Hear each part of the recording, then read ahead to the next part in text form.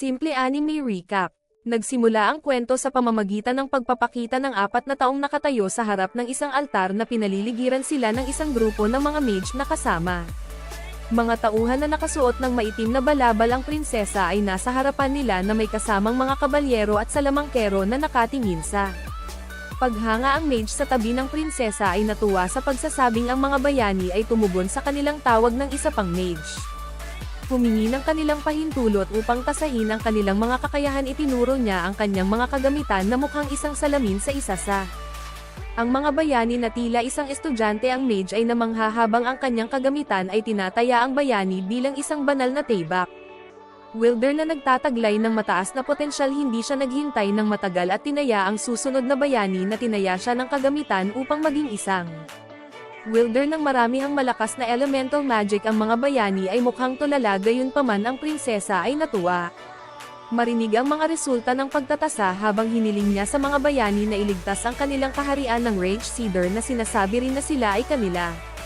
Only Hope, isa pang hero na mukhang corporate worker, ang nagtaka kung napatawag na ba sila sa ibang mundo ang mage.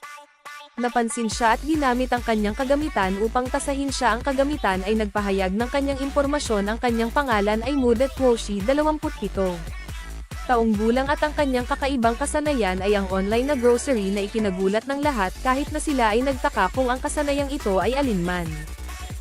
Muda nakaramdam ng kaunting hiya nang makita ang reaksyon ng lahat, kaya tinanong niya kung may iba pa siyang kakayahan. Gayunpaman ang sinagot ni Mage na ito lang ang kakayahan niya, habang ang 3 pang bayani ay nakakuha ng atensyon ng lahat ng isang mage. Nilapitan si Muda upang ipaalam sa kanya na kailangan niyang makipagkita sa kanyang kamahalan. Sinabi ng hari sa mga bayani na sinusubukan ng haring demonyo upang lusubin ang kaharian, habang hiniling niya sa kanila na ipahiram ang kanilang lakas alang-alang sa kapayapaan ng kaharian. Idinagdag din niya na alam ng Demon King kung paano sila ibabalik sa kanilang mundo na puno ng katarungan. Ang mga bayani ay hindi nag-atubili at nag-alok ng kanilang tulong. Gayunpaman si Muda ay may iba't ibang mga ideya. Nakita niyang ang sitwasyon ay kainahinala, kaya nakumbinsi niya iyon. Makikialam lang siya dahil hindi kapaki-pakinabang ang kanyang kakayahan sa pakikipaglaban. Pagkatapos ng ilang sandali na ipinakita si Muda na naglalakad sa village sa pagbibilang ng mga barya na siya ay inisip kung ito ay sapat na. Habang naglalakad ay napagtanto niya na ang mga taga-nayon sa paligid niya ay nakita niyang kakaiba ang kanyang hitsura, kaya napagpasyahan niyang na kailangan niyang bumili muna ng mga bagong damit bago subukang magtipon impormasyon. Matapos makakuha ng mga bagong damit ay nag-check siya ng ilang tindahan sa nayon bago nagpareserba ng interest. Natuwa si Nuko na hindi siya nag-alok ng kanyang tulong bilang isang bayani, ay iniisip niya pa rin na ang maharlikang pamilya ay kainahinala at kailangan niya umalis kaagad sa bansang ito. Habang nagpapahinga, tinawag niya ang window ng kanyang status. Natuwa siya nang magpakita ito kaagad siya. Pagkatapos ay nagpatuloy upang suriin ang kanyang mga istatistika at mga kasanayan na iniisip niya kung paano niya magagamit ang kanyang natatanging kasanayan online.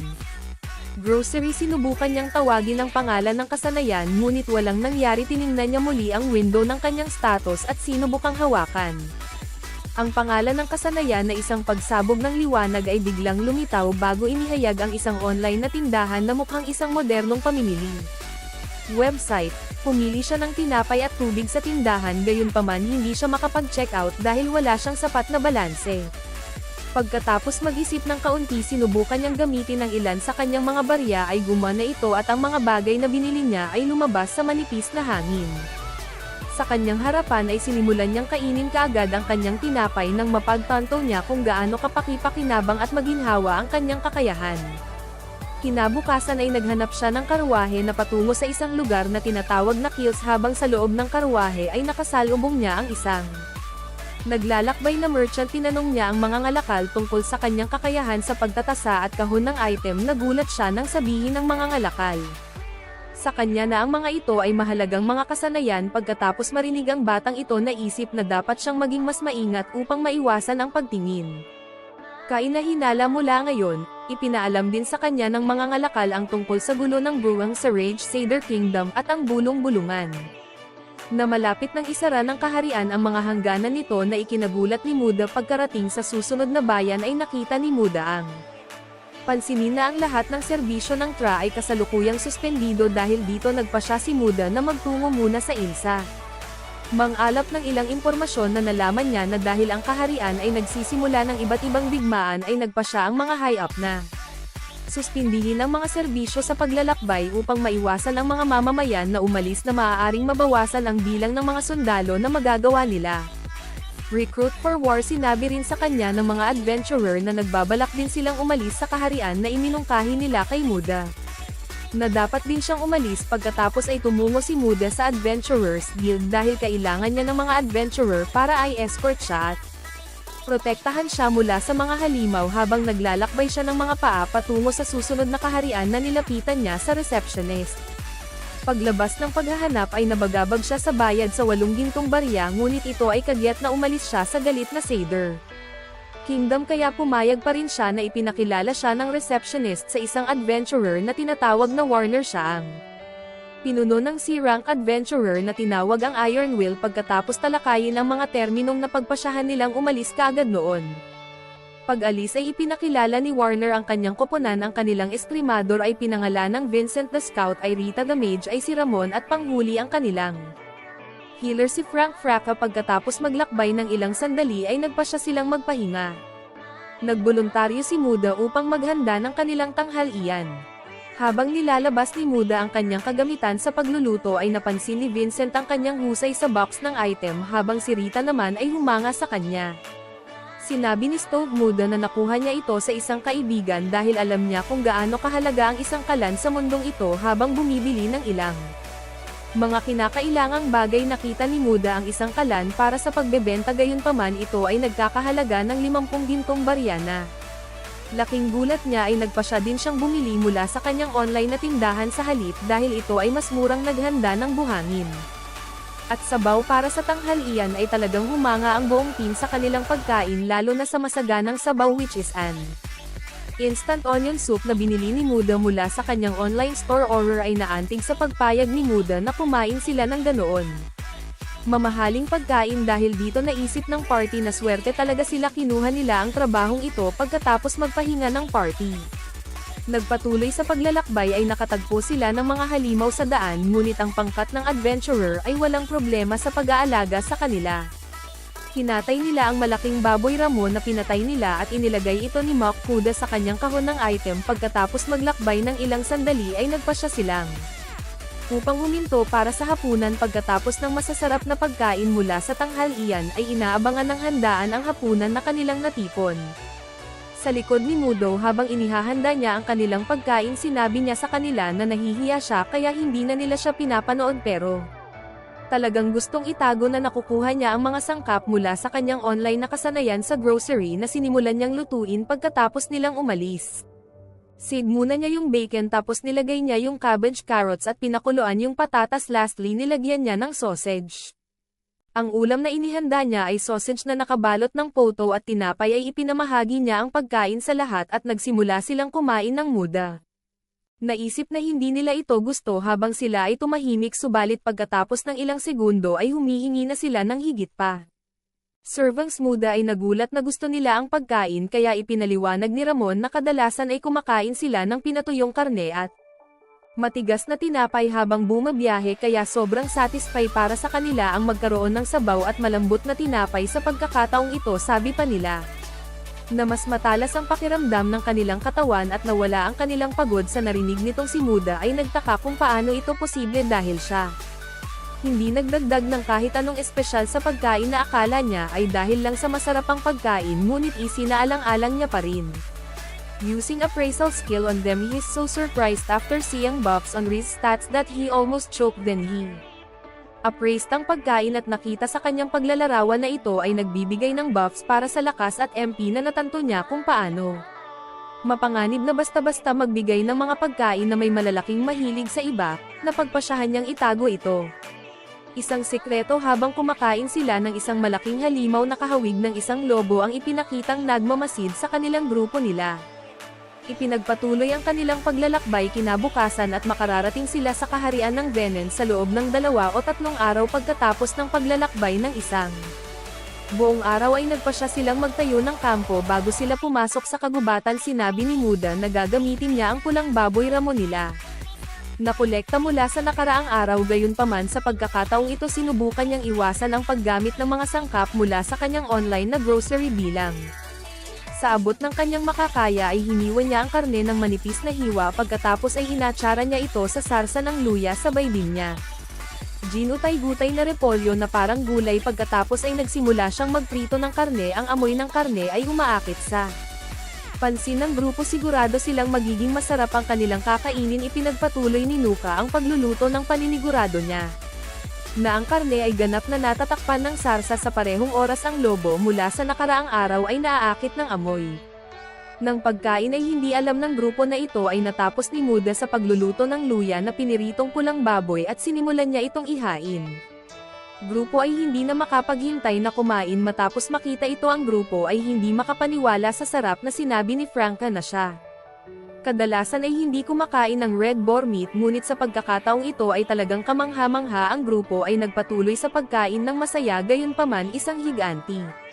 Biglang sumulpot ang lobo sa likod ni Muda. Ito ay isang fenner na humihingi ng makutan na pakainin siya ng parehong ulam na kinakain nila. Hindi nag-alinlangan at binigay agad sa kanya ang natitirang karne, gayunpaman hindi ito sapat para sa fenner kaya kinailangan niyang magluto ulit ng mabilis, hanggat kaya niya kailangan niyang gawin ito ng maraming beses bago mabusog ang fenner dahil gusto niya ang kay Muda. Food so much, Fenrir decided to form a familiar contract with him. The adventurers were surprised but Muda parang hindi masaya yon. Gusto niyang tumanggi pero natakot siya kay Fenrir, tapos sinabihan siya ni Fenrir na may itsura siya. Ang kanyang tatlong pagkain sa isang araw ay maaaring tumingin na lang sa hindi makapaniwala si Muda pagkatapos na maitatag ang The Familiar Contract. Fenrir sinabi ni Muda na dapat niyang bigyan siya ng pangalan. Kaya kailangan mag-isip si Muda ng ibang pangalan na iminungkahi niya sina Kororo, Shiro at Hachi, habang idinagdag na ito ang mga sikat na pangalan ng aso na inis na sinabi ni Fenrir na hindi siya aso, habang si Makura ay nagreklamo na siya ay sa pagiging maisla ng mga adventurers ay natulala sa kanilang mga pakikipag-ugnayan. Sa parehong oras nakuha iminungkahing nahulog at sa wakas nagustuhan ni Fenrir. Nagpatuloy ang grupo sa kanilang paglalakbay. Kinabukasan nang malapit na sila sa Borderfell, naakit ang atensyon ng lahat ng nakakasalubong nila. Akala ng grupo ay hindi sila makakapasok sa border, obviously dahil kasama nila ang isang Fenrir na isang maalamat na hayop na sikat pa sa pagsira sa isang buong bansang Warner din. Idinagdag na kahit na makapasok sila sa bansa ay hahabulin ng mga nakatataas nito si Muda dahil siya ay may pamilyar na kontrata. Fenrir itong problemadong si Muda dahil ang mismong dahilan kung bakit niya iniwan ang Rage Sader ay para maiwasan ang mga problemadong sitwasyon tulad nito. Seeing this, Fenrir told Muda that he will take care of everything in his way so he don't have to worry. Then he asked for tanghalian. Pagkatapos kaya nagpasya silang magpahinga para sa tanghalian habang tinitingnan ang kanyang kahon ng item na napagtanto ni Mudtear na hindi nila may natitira bang red boar meat. Iginiit ni Fel na gusto niya ng karne kaya sinabi sa kanya ni Muda na dahil siya ang dahilan kung bakit sila naubusan meat he should go hunt. Hindi tumanggi si Phil at nagtungo siya kaagad sa forest. Sinabi ni Warner kay Muda na pwede niyang gamitin ang karne na mayroon sila, gayunpaman sinabi ni Muda na kailangang ibigay ni Fel ang mga sangkap para sa kanyang sariling karne. Ang namangha ang mga adventurer na malayang makakapag-order siya ng Fenrir kasabay ng pagbalik ni Fenrir at naghulog ng malaking halimaw sa harap nila. Warner kinilala ito bilang isang rockbird, isang birango halimaw na sapat na malakas para sa problema. Ang kanilang partido ay idinagdag din nila na ang mga kuko at tuka nito ay mahalaga, ngunit hindi kayang katayin ng makuta ang kanyang sarili, kaya tinanong niya ang adventurers kapalit ng pagbibigay sa kanila ng ilang bahagi ng nilalang na sinabi ni Fel na wala siyang pakialam basta ang karne ay sa kanya. Kaya't nagpatuloy sila sa pagkakatay. Nagsimulang magluto ang ibong bato na si Muda ay kumuha siya ng sarsa ng teriyaki saka nagpatuloy sa pagprito ng karne. Sinigurado niya na ang karne ay natatakpan ng sarsa. Ang ulam ay rockbird teriyaki at sabaw ng sibuyas. Reklamo ni Fel nang hindi siya nakakuha ng bahagi ng pagkain, gayunpaman ipinaliwanag ni Mud na ihahanda niya ang natitirang karne para sa kanya. Fel Sumang-ayon at naghintay sa likod ni Muda habang nagsimula na naman itong magluto at halos kainin na ni Fel ang lahat ng natirang karne na ipinagpatuloy nila.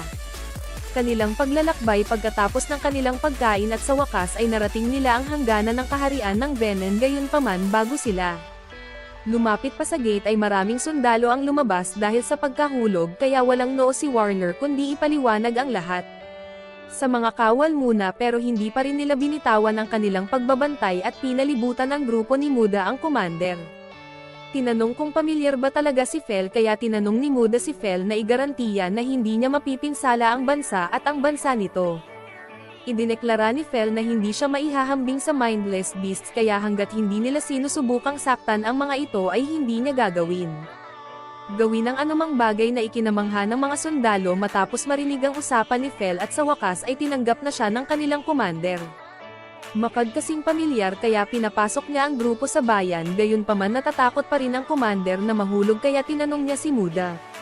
Para makasigurado na si Fel ay hindi magdudulot ng gulo sa loob ng bayan na inis si Fel nang sinimulan siya ng lektura ni Muda ngunit si Muda nagbanta sa kanya na aalisin niya ang kanyang pagkain kung magdulot siya ng anumang gulo. Tiniyak pa ni Warner sa mga sundalo ang Fenner na iyon. Hindi kailanman naging ligaw sa buong oras na ito at maaaring utusan pa siya ni Muda na manghuli para sa kanyang sariling pagkain ay kailangang magbayad si Muda ng ilang barya. Para kay Fel sa kanyang pagpasok sa bayan dahil wala siyang guild card ay gaman ang loob ng grupo matapos sa wakas pagpasok sa kaharian ngunit pagkatapos ay pinaalalahanan siya ni Warner na ang mga maharlika ay magsisimulang lumapit sa kanya kapag nalaman nila ito.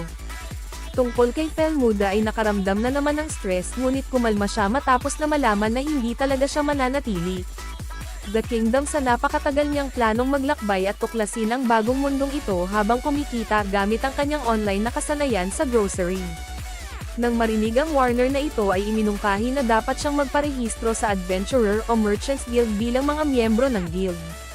Ay exempted mula sa mga buwis sa pagpasok na lubos na makikinabang sa kanya pagkatapos ay naisip ni Muda na dapat siyang mag-apply sa Merchants Guild dahil iniisip niyang magtayo ng mga stall para magtinda ng pagkain o mga sangkap habang naglalakbay ngunit pagkatapos ni Vincent ipinaalam sa kanya na kakailanganin niya ang tulong ng Adventurers Guild para patayin ang mga halimaw na nahulog na kailangan niyang mag-isip. Muli habang hindi sigurado si Franca ay nagmungkahi na dapat siyang magparehistro sa BO ay ipinagpatuloy nila ang kanilang paglalakbay pagkatapos. Pagdating sa lungsod, kinailangan ni Muda na magbayad muli ng mga buwis sa pagpasok na medyo gamulo sa kanya nang pumasok siya sa lungsod ng isang lalaki. Nilapitan siya at tinanong kung siya ay Muda ang lalaking nagpakilalang lingkod ni Margrave na gusto ni Lindell ang Margrave. Upang makilala si Nuda matapos marinig na mayroon siyang fan sa likuran bilang isang pamilyar na Nuda ay hindi gustong makipagkita sa Margrave ngunit ang tagapaglingkod ay hindi kumukuha ng hindi para sa isang sagot hanggang sa fell step kung saan lubhang natakot ang alipin gayunpaman ang alipin ay hindi handa. Para sumuko pa ay magalang niyang pinakiusapan si Fel na sumama na rin sa kanila ngunit si Fel ay hindi katulad ni Muda tinakot niya ang utusan. Agad naman siyang tumakbo palayo sa kanila sa bilis niyang makakaya ay nag-alala si Mudo matapos itong makita ngunit si Fel sumagot na kailangang takutin ang utusan. Tiniyak din niya kay Muda na hindi niya kailangang mag-alala. Sumang-ayon ang mga adventurer kay Fel habang sinasabi na ang Margrave ay hindi magkakaroon ng sapat na mga sundalo upang takutin si Fel. Dahil ang mga nilalang lamang sa antas ng isang dragon ang makakalaban sa kanya pagkatapos ay pumunta sila sa kanilang magkahiwalay na paraan. Napagpasyahan niya na magtungo muna siya sa Merchants Guild pagkatapos ng kaunting lakad ay dumating si Muda sa Merchants Guild and Fel attracted everyone's attention. Hindi pinansin ni Muka at dumiretso sa mga receptionist ang ipinaliwanag ng receptionist na ang Merchants Guild ay hindi affiliated sa alinmang bansa na ipinaliwanag din niya doon. Ay 5 ranggo sa loob ng guild. Tinanong din niya kung anong uri ng mga ngalakal ang nais ni Muda nang sumagot si Mook na nagpaplano siya upang maglakbay sa mga bukas na tindahan ng pagkain. Sinabi niya sa kanya na ang ranggo ng bakal ang pinakamababang ranggo ay ang pinakaangkop para sa kanya pagkatapos. Sa pagkuha ng kanyang guild card tinanong niya kung maaari niyang ibenta ang kanyang mga item sa guild at idinagdag na dadalhin niya ito sa susunod na araw. Tumungo si Nuda sa inn ngunit nalaman niyang ang mga pamilyar ay maaari lamang manatili sa stables. Fel ay walang pakialam dito. Gayunpaman, nagreklamo siya na siya ay nagugutom dahil sa huli ay hindi sila nagtanghalian kaya napagpasyahan ni Muda na magkaroon sila ng isang maagang hapunan. Nagsimula siyang maghanda sa pamamagitan ng paghiwa ng sapat na karne para kay Fel, pagkatapos ay tiningnan niya ang kanyang online na grocery store para sa kanin. Habang sinimulan niyang kainin ito nang magsimulang kumulo ang palayok ng kanin ay nagpatuloy siya sa pagprito ng karne para sa nahulog na Fel. Sinimulan siyang panoorin na nagluluto habang tumutulo ang laway mula sa kanyang bibig habang nakatingin sa karne sa kawali. Tinapos ni Muda ang pagluluto ng unang batch ng karne at kinain ito ni Fel sa isang kagat. Humingi pa si Fel kaya pinagsilbihan siya ni Muda isa pang plato. Gayunpaman, pagkatapos kumagit ang karne ay nahulog. Bilang intrigue bilang ito lasa ay iba kumpara sa unang isa. Muda ipinaliwanag na ang una ay garlic-flavored steak sauce habang ang pangalawa ay gadgad na tinanong ni Fel kung siya iba-iba pa rin ang lasa, kaya nagpatuloy si Muda na kumuha ng sarsa na may lasa ng sibuyas kaysa sa truffle na ikinamangha ni Fel. Iba-iba ang lasa ng bawat karne pero mas nagustuhan niya ang lasa ng bawang kaya hiniling niya kay Muda na gawing Fel. Nagpatuloy sa pagkain habang hinihintay pa ni Muda na maluto ang kanin. Matapos maluto ang kanin ay naghiwa ng steak si Muda into thin slices. Ilagay ito sa ibabaw ng kanin at idinagdag ang ilang steak sauce. Kinain niya ang kanyang steak bowl na masayang nasisiyahan sa sarap nito. Sabay at nasa likod lang niya nakatitig kung gaano kasaya si Muda habang kumakain. Hindi niya nakayanan eat anymore and ask for the same food with a serious voice. Gustong gusto ni F ang kanin kahit kadalasan kumakain lang siya karne. Habang nagpapasalamat si Makua na mayroon siyang online grocery skill na naging posible na kumain pa rin ng kanin sa mundong ito. Pagkatapos maglinis ay pumunta si Muda sa kanyang kwarto at humiga sa kama habang nagbabalik tanaw sa kung gaano kahirap ang kanyang araw. Gayunpaman, naalala niya kailangan niyang maghanda ng isang bagay habang siya ay bumangon mula sa kama at kinaumagahan ay bumalik siya sa Merchants Guild. Dala ang mga bagay na gusto niyang ibenta ay nagulat ang receptionist matapos tingnan kung ano ang nasa loob ng bag noon. Nagdahilan siya sandali, bumalik siya kaagad at hiniling kay Muda na sundan siya sa opisina ng Guildmaster. Ito ay nagsiwalat na ang mga bagay sa loob ng bag ni Muda ay asin at paminta at ang kalidad ay napakataas para dito. Sa mga pamantayan ng mundo na ito ay kahit na sapat na mahalaga upang ituring bilang mga regalo para sa mga royalty na isbilhin ng Guildmaster. Lahat ng ito habang nagtatanong kung saan nakuha ni Muda ay hindi masabi ni Muda na nakuha niya ito mula sa kanyang mundo gamit ang kanyang kakayahan kaya wala siyang pagpipilian, ngunit sabihing nakuha niya ito habang naglalakbay na nakikita ang kasinungalingan ni Muda. Humingi ng paumanhin ang Guildmaster nang mapagtanto niya na hindi tamang magtanong sa isang mangangalakal na pinagmumulan ng negosyo. Pagkatapos ay nag-alok siya ng 4 na gintong barya para sa asin at 10 para sa ang paminta na si Muda ay namangha sa mataas na presyo kaya hindi siya nakasagot ng mabilis. Ang Guildmaster ay naisip na ang kanyang alok ay hindi sapat na kaya itinaas niya ito sa 15 na gintong barya, ngunit bago pa masabi ni Muda ang kahit ano ay itinaas niya itong muli sa 16 pagkatapos ay 17 na gintong barya.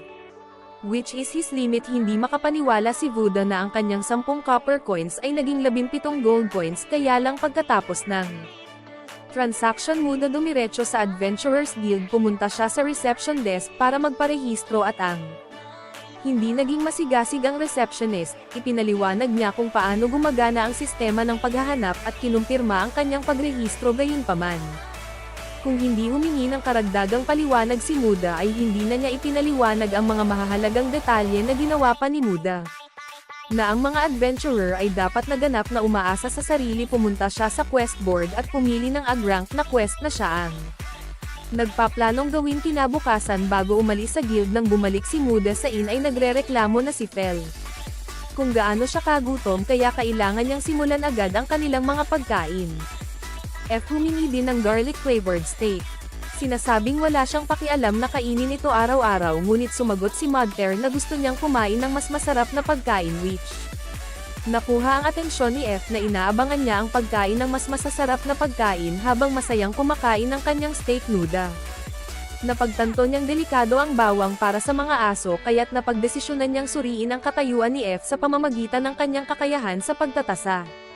Namangha sa level ni F kaya sinimulan niya itong purihin si Fel Umarte na parang hindi big deal, pero sa paningin niya si Fel ay Matako pa rin sa pagkain kinaumagahan nang naghahanda si Muda bago siya umalis para sa kanyang paghahanap ay binati siya ng isang inis na Fel na hinihiling niya kay Muda na maghanda ng pagkain para sa kanya bago siya umalis para sa kanyang paghahanap pagdating nila. Sa quest location nagrereklamo pa si Fel na hindi siya busog kahit nag-breakfast na sinagot ni Muda. Naubusan na sila ng mga sangkap at iminungkahi niya kay Fel na manghuli siya habang nangongolekta si Muda ng mga halamang gamot. Kinakailangan sa kanyang mga pakikipagsapalaran ay pumayag si Fel ngunit bago umalis ay sinabi niya kay Muda na nararamdaman niya ang presensya ng iba't ibang mga halimaw sa paligid kaya gumamit siya ng kasanayan kay Mua para masigurado ang kanyang kaligtasan bago siya umalis para manghuli ng inakala ni Fel ay talagang astig kung hindi dahil sa kanyang matako na karakter. Pagkatapos umalis ni Fel sinuri ni Muka ang mga kinakailangang halamang gamot para sa kanyang paghahanap. At nagsimulang maghanap nito. Ang paghahanap ay medyo madali para sa kanya, kailangan lang niyang gamitin ang kanyang kakayahan sa pagtatasa sa mga halaman upang humanap ng cow grass at MGE grass na kailangan niya. Sa ganitong paraan mabilis niyang natapos ang kanyang paghahanap at nagawa pa niya mangolekta ng higit sa kinakailangang halaga. Pagkatapos ay nagpasya siyang ihanda ang kanilang tanghalian. Ginamit niya ang kanyang online na grocery upang bumili giniling na karne ng baboy na sarsa at pasta. Sinimulan niya sa pamamagitan ng paggiling at paggiling ng mga sibuyas. Pagkatapos ay idinagdag niya ang giniling na karne at the cans of meat sauce. After and consume base lasts the same time dumating si Fel. Habang may dalang rockbird na ikinabigla ni Muda. Fel said na nagustuhan niya yung teriyaki na ginawa niya from rockbird last time kaya siya chose to hunt another one. He added that he also hunted other monsters pero hindi niya kayang bitbitin lahat ng sabay. Muda nagpatuloy sa pagluluto. Nilagyan niya ng asin ang tubig na pinakulo niya bago ilagay ang pasta sa kaldero. Kapag malambot na ang pasta niya enough, he started serving it. Nilagyan niya ng sauce sa ibabaw pero parang may kulang na tinuloy niya. Check his online grocery to buy Parmesan cheese, then his spaghetti is ready. Fel checked the spaghetti curiously while nagtatanong kung kumakain sila ng pinakulo ang Vines. Nuda ipinaliwanag na ito ay isang masarap na ulam mula sa kanyang mundo. Pagkatapos marinig ito Fel sinubukan niya na manghasya sa sarap at sinimulan niya itong kainin kaagad. Iminungkahi ni Muda na subukan niya ito kasama ng gadgad. Keso hindi makapaniwala si Fel kung gaano nag-improve ang the taste. Naisip ni Muda na isang luho ang makakain ng pagkain ganito kahit wala na siya sa dati niyang mundo. Pagkatapos kumain ay pinupuri ni Fel ang pagkain na nakatakip ang mukha sa sarsa kaya hindi napigilan ni Makuha ang pagtawa. Pagkatapos ay nakuha nila ang mga halimaw na nahulog na hinuhuli at si Muda ay namanghasa bilang ng mga makapangyarihang halimaw. Kabilang dito ay isa-isang inilagay ni Muda sa kanyang kahon ng item habang tinanong si Fel kung lahat ba iyon meant to be his meals. Paninindigan ngunit nag-aalala siya matapos makita ang mga orc sa mga halimaw na iniisip niya kung kaya nila kainin talaga ito dahil nakatingin lang sa figure nito. Nabalisa siya ngunit siniguro sa kanya ni Fel na kinakain ng mga tao ang orc sa ang mundong ito. Sa mahabang panahon ay nakaramdam ng takot si Muda matapos itong marinig. Matapos itago ang lahat ng mga halimaw nagpasya si Muda na sila dapat bumalik sa bayan dahil gusto niyang ihatid ang mga bangkay sa Adventurer Guild at kumpletuhin ang kanyang paghahanap sa parehong oras na sinabihan siya ni Fel na umakyat sa kanyang likuran dahil ang bilis niyang maglakad ay nag-aaksaya ng maraming oras. Mukhang nasa sabik pagkatapos niyang umakyat. Feller started running right away with insane speed. It is almost too much para kay Muda. Napagod siya matapos subukan ang kanyang makakaya na kumapit sa likod ni F. Na marinig ang mga reklamo ni Muda, sinagot ni Fel na ang mga ganap na mahihina lang ang iiyak tungkol dito. Natakot talaga si Muda na mahulog pero sinagot ni Fel na kasalanan ni Muda at wala siyang pakialam. Gayunpaman pagkatapos sinabi sa kanya ni Muda na hindi na siya makakain ng pagkain mula sa kanyang mundo kung mamatay siya. Nahulog bro bilang seryoso niyang iniisip. Pumasok ito sa Adventurous Guild at isinumite ang mga halamang gamot sa receptionist upang makumpleto ang kanyang paghahanap sa kanya. Ay humanga sa dami ng nakolekta ni Nuda pero inisip niya na dahil lang sa swerte napansin ni Nuda na siya nga mas madaldal kumpara noong nakaraang araw. Nakatanggap siya ng 9 na pilak na barya at 3 tansong barya para sa pagkumpleto ng kanyang quest. The receptionist was about to leave but Muda remembered that he needs to sell the monsters Fel hunted. The Ang receptionist ay nag-aalinlangan sa pagdinig na ang mga orc ay kabilang dito, ngunit itinuro ni Muda si Fel habang ipinaliwanag niya na siya ang hunted the monsters. She was so excited after seeing Fel, but she see downright away, at tinuro si Muda sa direksyon kung saan maaari niyang ibenta ang mga halimaw kasabay ng paglapit sa kanila ng magkakatay ng Adventurers Guild nang marinig niya ang mga ito. Pag-usapan ng tungkol sa mga orc matapos marinig na si Muda ay nagbabalak na magbenta ng 5 orc.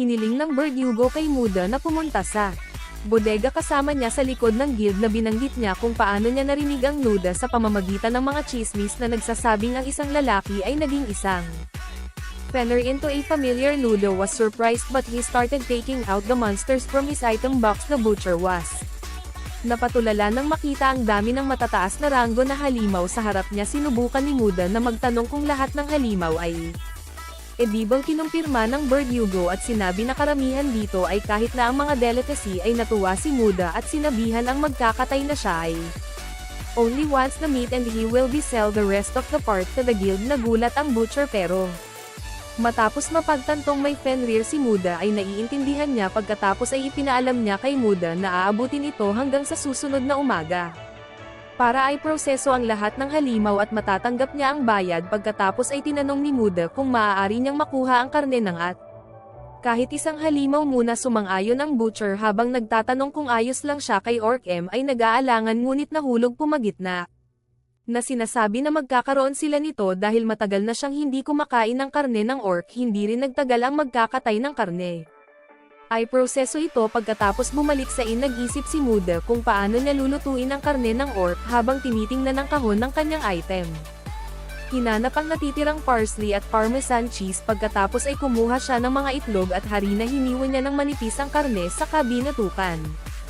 Bago timplahan ng asin at paminta sa kanya inihanda ang pinaghalong itlog at tinakpan ng harina ang karne bago isawsaw ito sa pinaghalong itlog. Pagkatapos ay nagsimula siyang magprito ng karne bago maghanda ng ibang pinaghalong itlog. F ay naakit sa mukhang masarap na karne, ngunit sinabi sa kanya ni Nukuta na hindi pa ito handa bago siya naglagay ng tirang sarsa ng karne mula sa kanilang tanghalian. Sa ibabaw ng karne ang ulam ay 2 flavored pork piccata with meat sauce. F gusto talaga ang ulam, sabi niya na siya makakain na ito ng tuluyan ay kakain na sana si Mudo, ngunit nang marinig ni Fel na nagpaliwanag tungkol sa karne ng orc ay nag-alinlangan siyang kumain. Ngunit nang makita si Fel na masayang kumakain ay nagpasya siyang kumain ng unang kagat. Nagulat siya dahil ito ay katulad ng premium na karne at siya nagpasya na hindi na niya huhusgahan ng isang sangkap nang hindi muna ito sinubukan. Kinaumagahan bumalik si Mudter ang guild warehouse para kunin ang hiniling niyang karne habang nagulat siya sa dami ng karneng binigay ng butcher sa kanya. Ang bayad para sa mga materyales na ibinenta niya sa guild Mudo ay nabigla matapos niyang malaman na nakakuha siya ng 2,200 ginto coins. Seeing the surprised look Young has the butcher explained the value and use of most of the materials he sold. He also remembered to give Muda the magic stones they retrieved from the high-rank monsters. Nagpasalamat si Muda sa kanya. Denda tinanong ulit siya ni Butcher tungkol sa mga chismis na sinabi niya kay Muda na sinasabi ng ilang tao na si Fel ay isang dakilang lobo, ngunit idinagdag ng Verdugo na matapos makita ng malapitan si Fel ay natitiyak niya na si Fel ay isang Fenrir matapos malaman ang tungkol sa chismis na ito.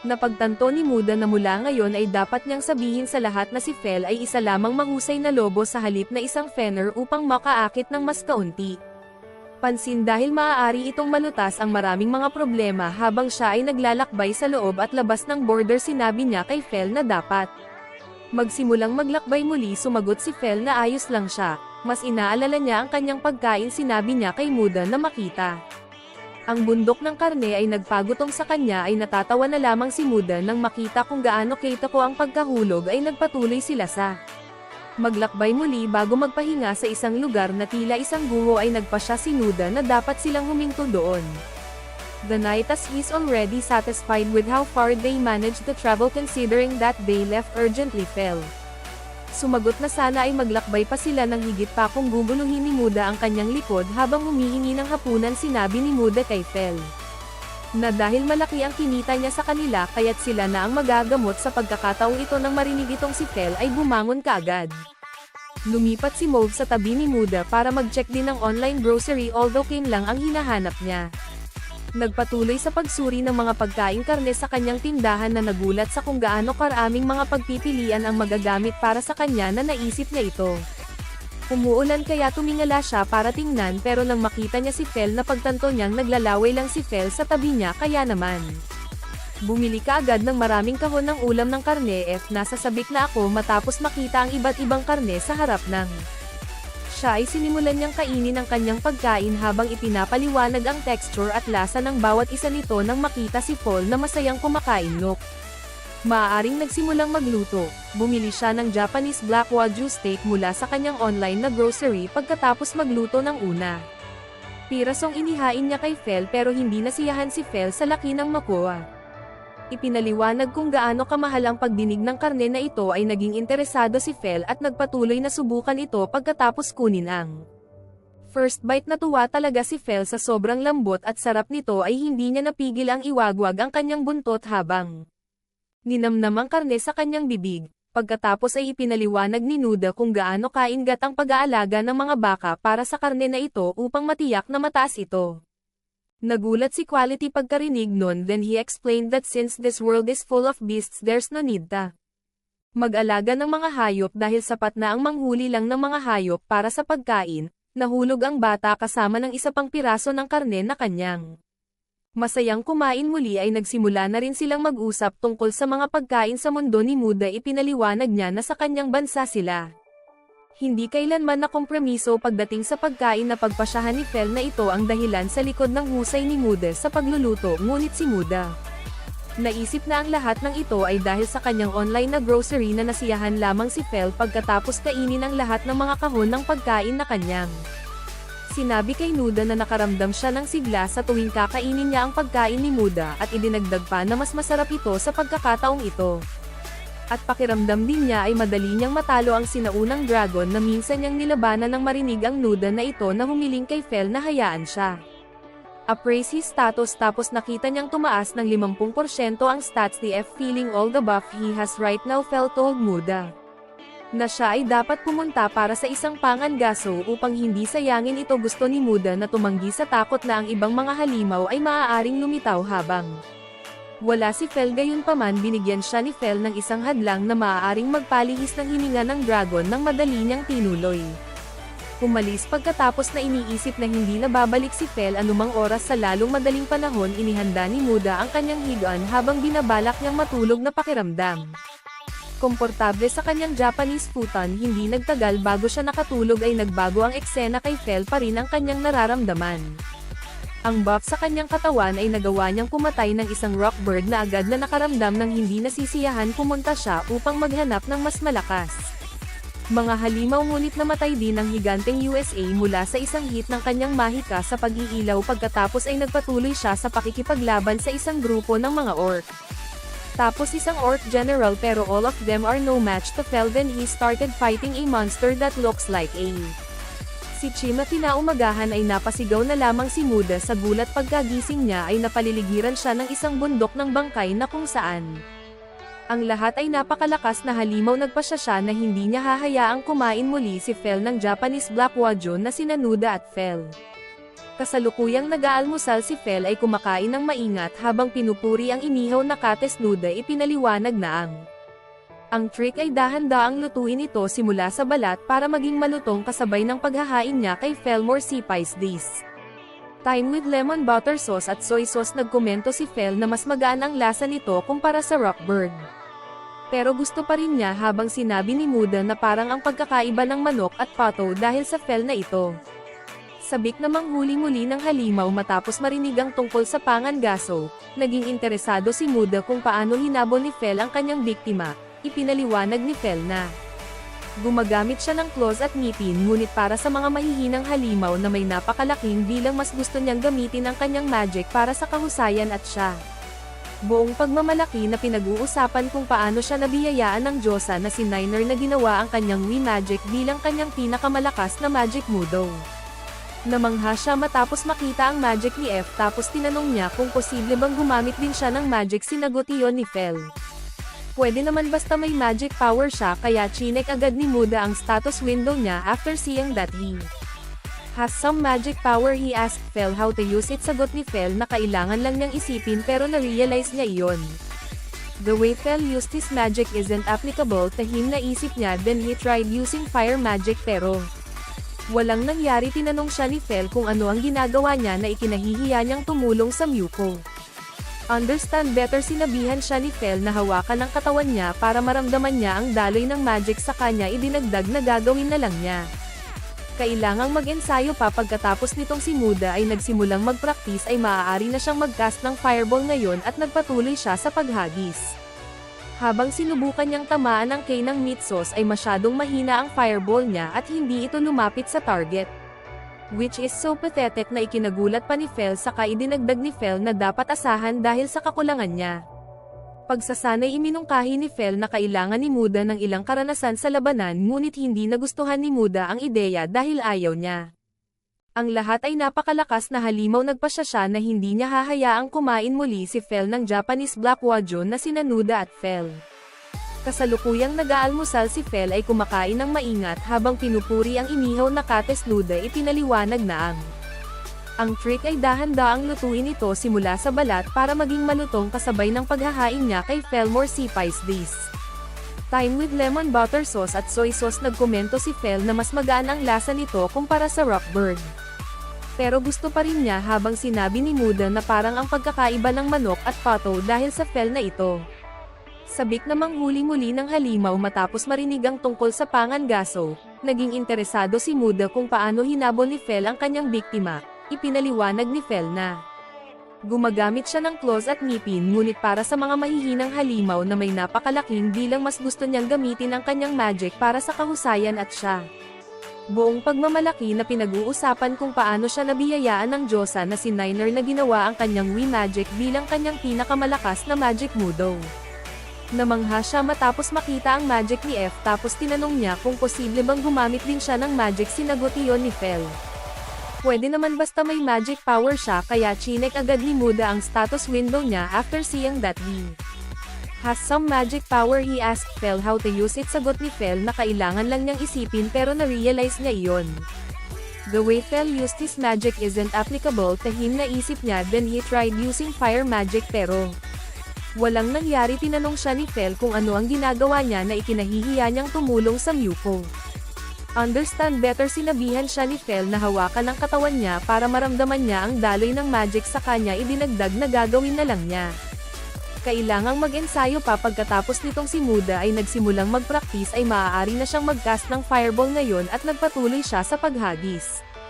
Habang sinubukan niyang tamaan ang K ng meat sauce ay masyadong mahina ang fireball niya at hindi ito lumapit sa target. Which is so pathetic na ikinagulat pa ni Fel, saka idinagdag ni Fel na dapat asahan dahil sa kakulangan niya. Pagsasanay iminungkahi ni Fel na kailangan ni Muda ng ilang karanasan sa labanan, ngunit hindi nagustuhan ni Muda ang ideya dahil ayaw niya. Masaktan pagkatapos ay sinagot ni Fel na ang pagkakaroon ng kaunting minor injuries ay bahagi ng proseso, gayunpaman ay tutol pa rin ang Muda. Nakaramdam ng inis na kinalagkad ni Fel si Muda kasama niya matapos mahanap ang isang grupo ng mga duwende. Kaya napaungol si Fel para akitin ang lahat ng goblins patungo sa kanilang direksyon, ngunit pagkatapos makita ang goblins, Muda ay piniling tumakas. Sa halip ay binigyan siya ni Fel ng ilang mga tagubilin bago umalis. Matapos itong si Muda ay walang pagpipilian kaya nagsimula siyang makipaglaban. Pabalik, gayunpaman siya ay natapilok habang sinusubukang panatilihin ang kanyang distansya mula sa mga goblins nang ang isang duwende ay malapit nang saktan siya. Lumabas ang harang upang harangin ang pag-atake ng goblin na nagpagan sa kanyang pakiramdam, ngunit mas maraming duwende ang dumating at nagsimula attacking the barrier. Feeling desperate, Young used fireball non-stop hanggang sa malapit na siyang mahimatay ng sabay Fel. Bumalik para asikasuhin ang mga natitirang duwende. Gabi na nang magising si Muda ay tensyonado pa rin siya. Ngunit tinanong siya ni Fel kung paano ang kanyang unang karanasan sa labanan, habang sinasabi na ito ay dapat na isang mahalagang karanasan. Gayunpaman ay mukhang naiinis si Muda habang sinasagot niya na ito ay isang kakilakilabot na karanasan at magkakaroon siya ng bangungot tungkol dito, ngunit pinuri siya ni Fel.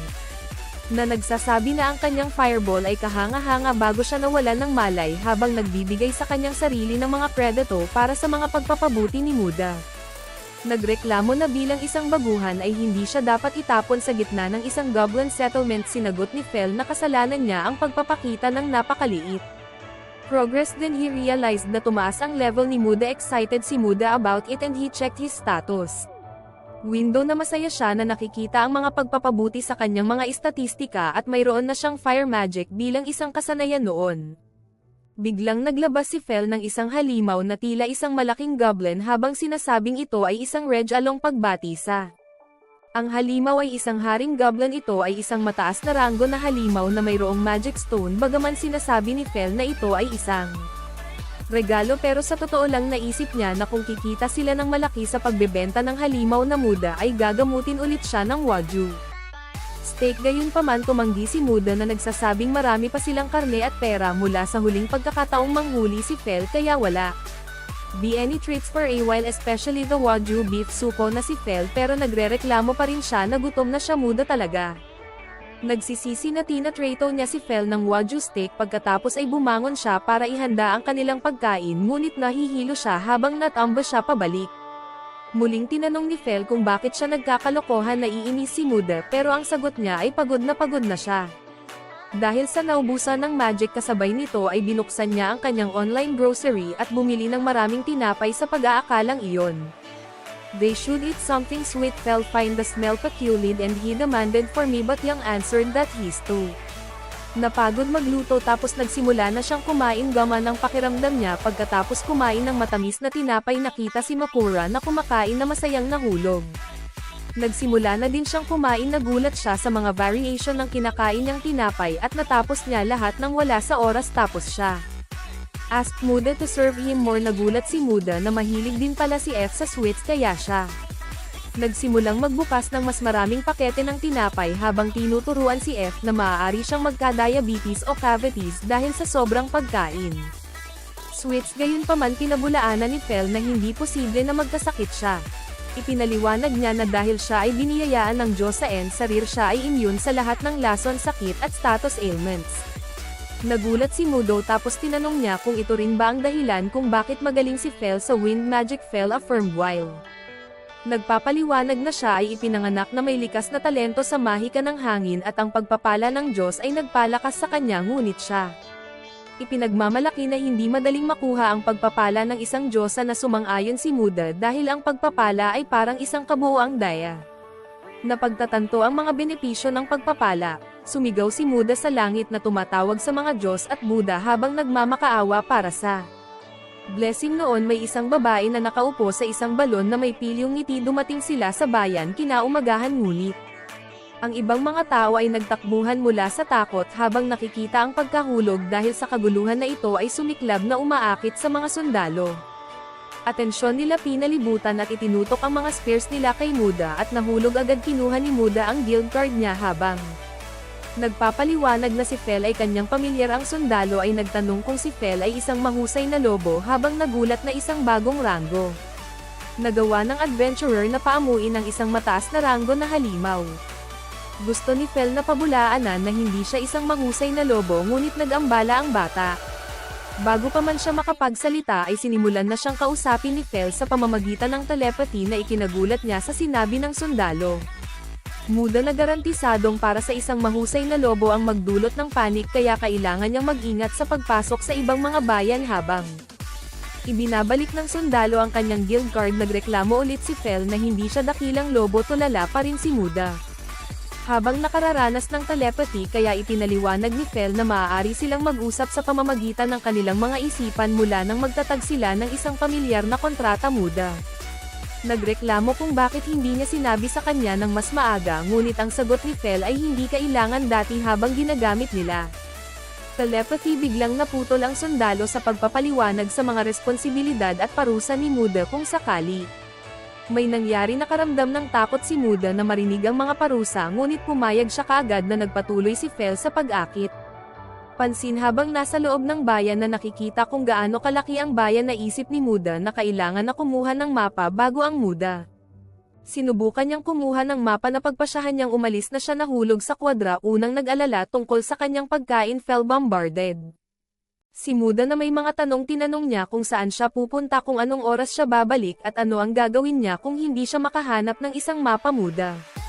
Sagot niya na babalik siya sa gabi habang tinatawagan si Fel na parang possessive boyfriend na hindi ginawa ni Fel. Naiintindihan ang ibig sabihin ni Muda pero naiinis siya kaya binigyan siya ni Muda ng pagkain at pinatahimik muna siya bago umalis. Pumunta si Muda sa isang bookstore habang naghahanap ng mapa may nakita siyang libro tungkol sa magic kaya lumapit siya sa may-ari ng tindahan para humingi. Presyo nito sagot ng may-ari ng tindahan na 7 gintong barya ay nagulat si Mudo kaya nagpaliwanag ang may-ari ng tindahan na talagang mahal ito dahil gawa ito sa papel. Through this Muda concluded that paper is a rare item in ang mundong ito. Pagkatapos ay tinanong niya ang may-ari ng tindahan kung nagbebenta siya ng mapa ng mundo. Ang sagot ng may-ari ay hindi ito available sa bookstore dahil isa itong nationally restricted item na umalis si Muda sa tindahan habang bigo ngunit naisip niya. Nang susunod na pagpunta sa aklatan ng bayan pagkarating niya ay kailangan niyang magbayad ng 2 pilak na barya para makapasok ngunit nagsara ang aklatan.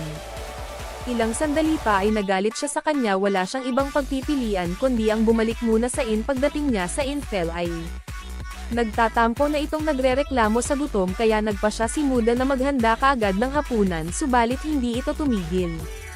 Fel mula sa pagtatampo kaya binuksan niya ang kanyang online grocery at bumili ng yakitori at tonkatsu.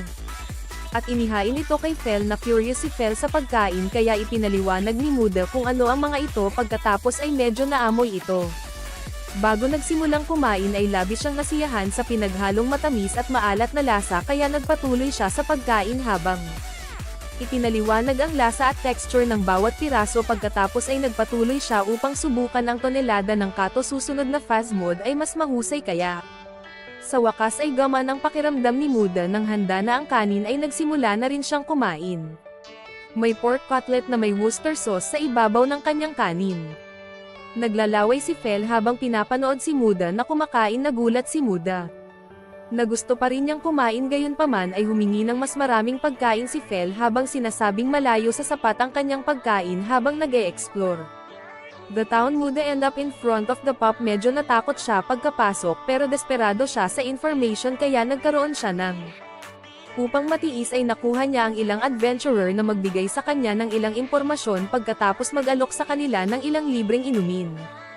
Ipinaliwanag nila na pagkatapos ng Rage Saber ay nagbago sa isang bagong hari. Nagsimula na sila ng mga digmaan upang palawakin ang kanilang teritoryo.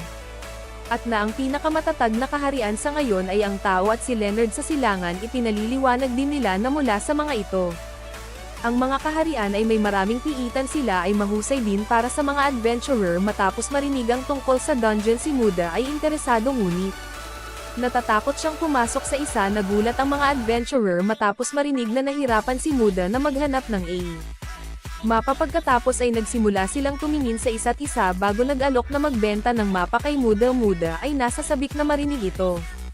Pagkatapos ay sinabi nila sa kanya na ito ay isang espesyal na regalo mula sa isang retiradong adventurer na alam nilang nagawa nilang kumbinsihin si Muda na bilhin ang mapa para sa isang ginto bago magpatuloy sa pag-alis. Pagkaalis ng grupo nagsimula ang mga adventurer sa paligid ng Muda. Natatawa nilang isiniwalat na ang mapa na binili ni Muda ay available sa adventurers para sa isang silver coins. Naiinis siya na he got ripped off pero naiintindihan niya na ganito ang takbo ng mundong ito at nagpatuloy si Fel sa paglalakbay. Kinabukasan nanlulumo pa rin si Muda matapos na ma-rip off ngunit inaliw siya ni Fel sa pagsasabing madali nilang kikitain ito. Na nagpagal ng pakiramdam ni Muda pagkatapos ay nagpasya siyang magtungo sa silangan sa isang bansa sa tabi ng dagat na marinig itong Fel. May isip lang kung gaano kasarap ang mga sea serpent at crane at ipinagpatuloy nila ang kanilang journey. Nri the goddess. Sinong nagpala kay Fel ay pinapanood ang dalawa habang sila ay masayang kumakain. Nagtataka siya kung kailan naging pamilyar si Fel kay isang taong tulad ni Muda. Fel biglang hiniling sa kanya na sumakay sa kanyang likod na sabik na umalis kaagad. Tinanong ni Muda si Fel kung bakit niya siya dinala sa harap ng isang kuweba ngunit sinagot ni Fel na ito ay isang piitan na tinanong muli ni Muda ang dahilan habang halatang nag-aalala si Fel. Ipinaliwanag kung minsan ang mga dungeon ay nabubuo sa mga lugar na may makapal na mataas na mana at ang nasa harap nila ay nabuo na.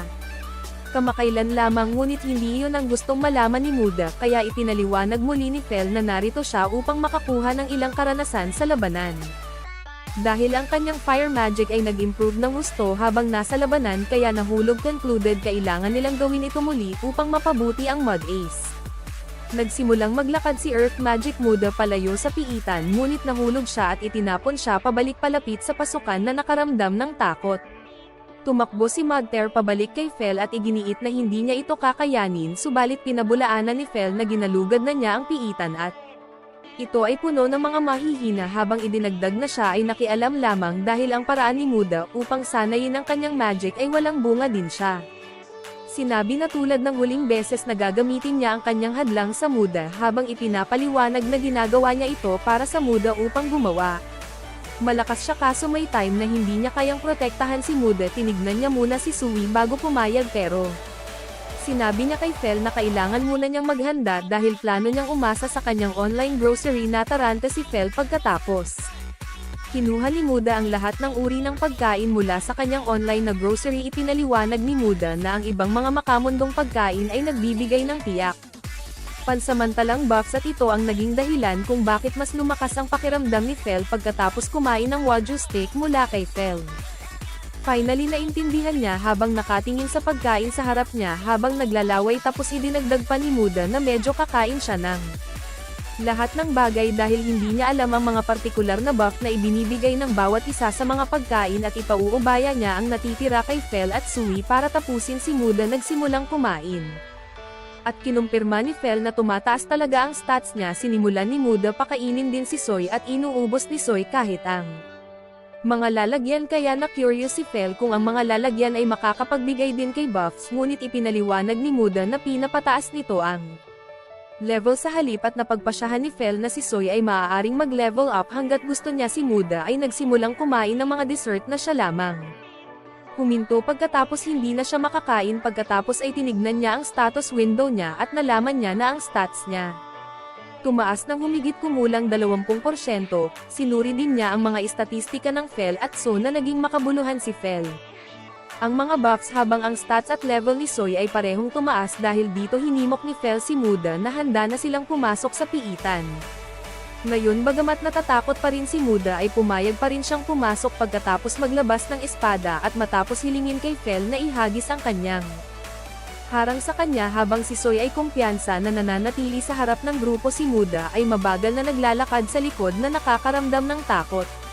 Nahulog kahit kailangan siyang itulak mula sa likod ng unang halimaw na nakilala nila ay isang putik habang si Mudo ay nag-aalangan na atakihin ito bilang kahawig ito ni Soy pero hindi nagdalawang isip si Soy at pinatay ang putik sa isang suntok. Pinuri ni Fel ang excited na Soy habang nagpapaliwanag kay Muda na high concentrated acid ang attack ni Soy. Then he urged Muda to make his move next. He used his stone bullet to kill a slime in a single hit which made him feel delighted. At the same time Soy is killing the other slimes. Casual ipinaliwanag ni Fel na ang mga piitan ay sumisipsip ng anumang namamatay sa loob nito maging ito ay halimaw o tao at kinilabutan si Muda dito. Nagpatuloy sila sa pagpasok ng mas malalim sa piitan. Sunod nilang nakilala ang mga sungay na kuneho ngunit nahulog si Muda sa panik habang nilalaslas niya ang sungay ng kuneho gamit ang kanyang espada na walang nagawa ay nakasalubong nito ang mga duwende sa susunod floor. Kahit na dapat ay sinasanay ni makuha ang kanyang earth magic ngunit ginagamit niya ang kanyang fire magic sa halip para matakot si Fel ay inis.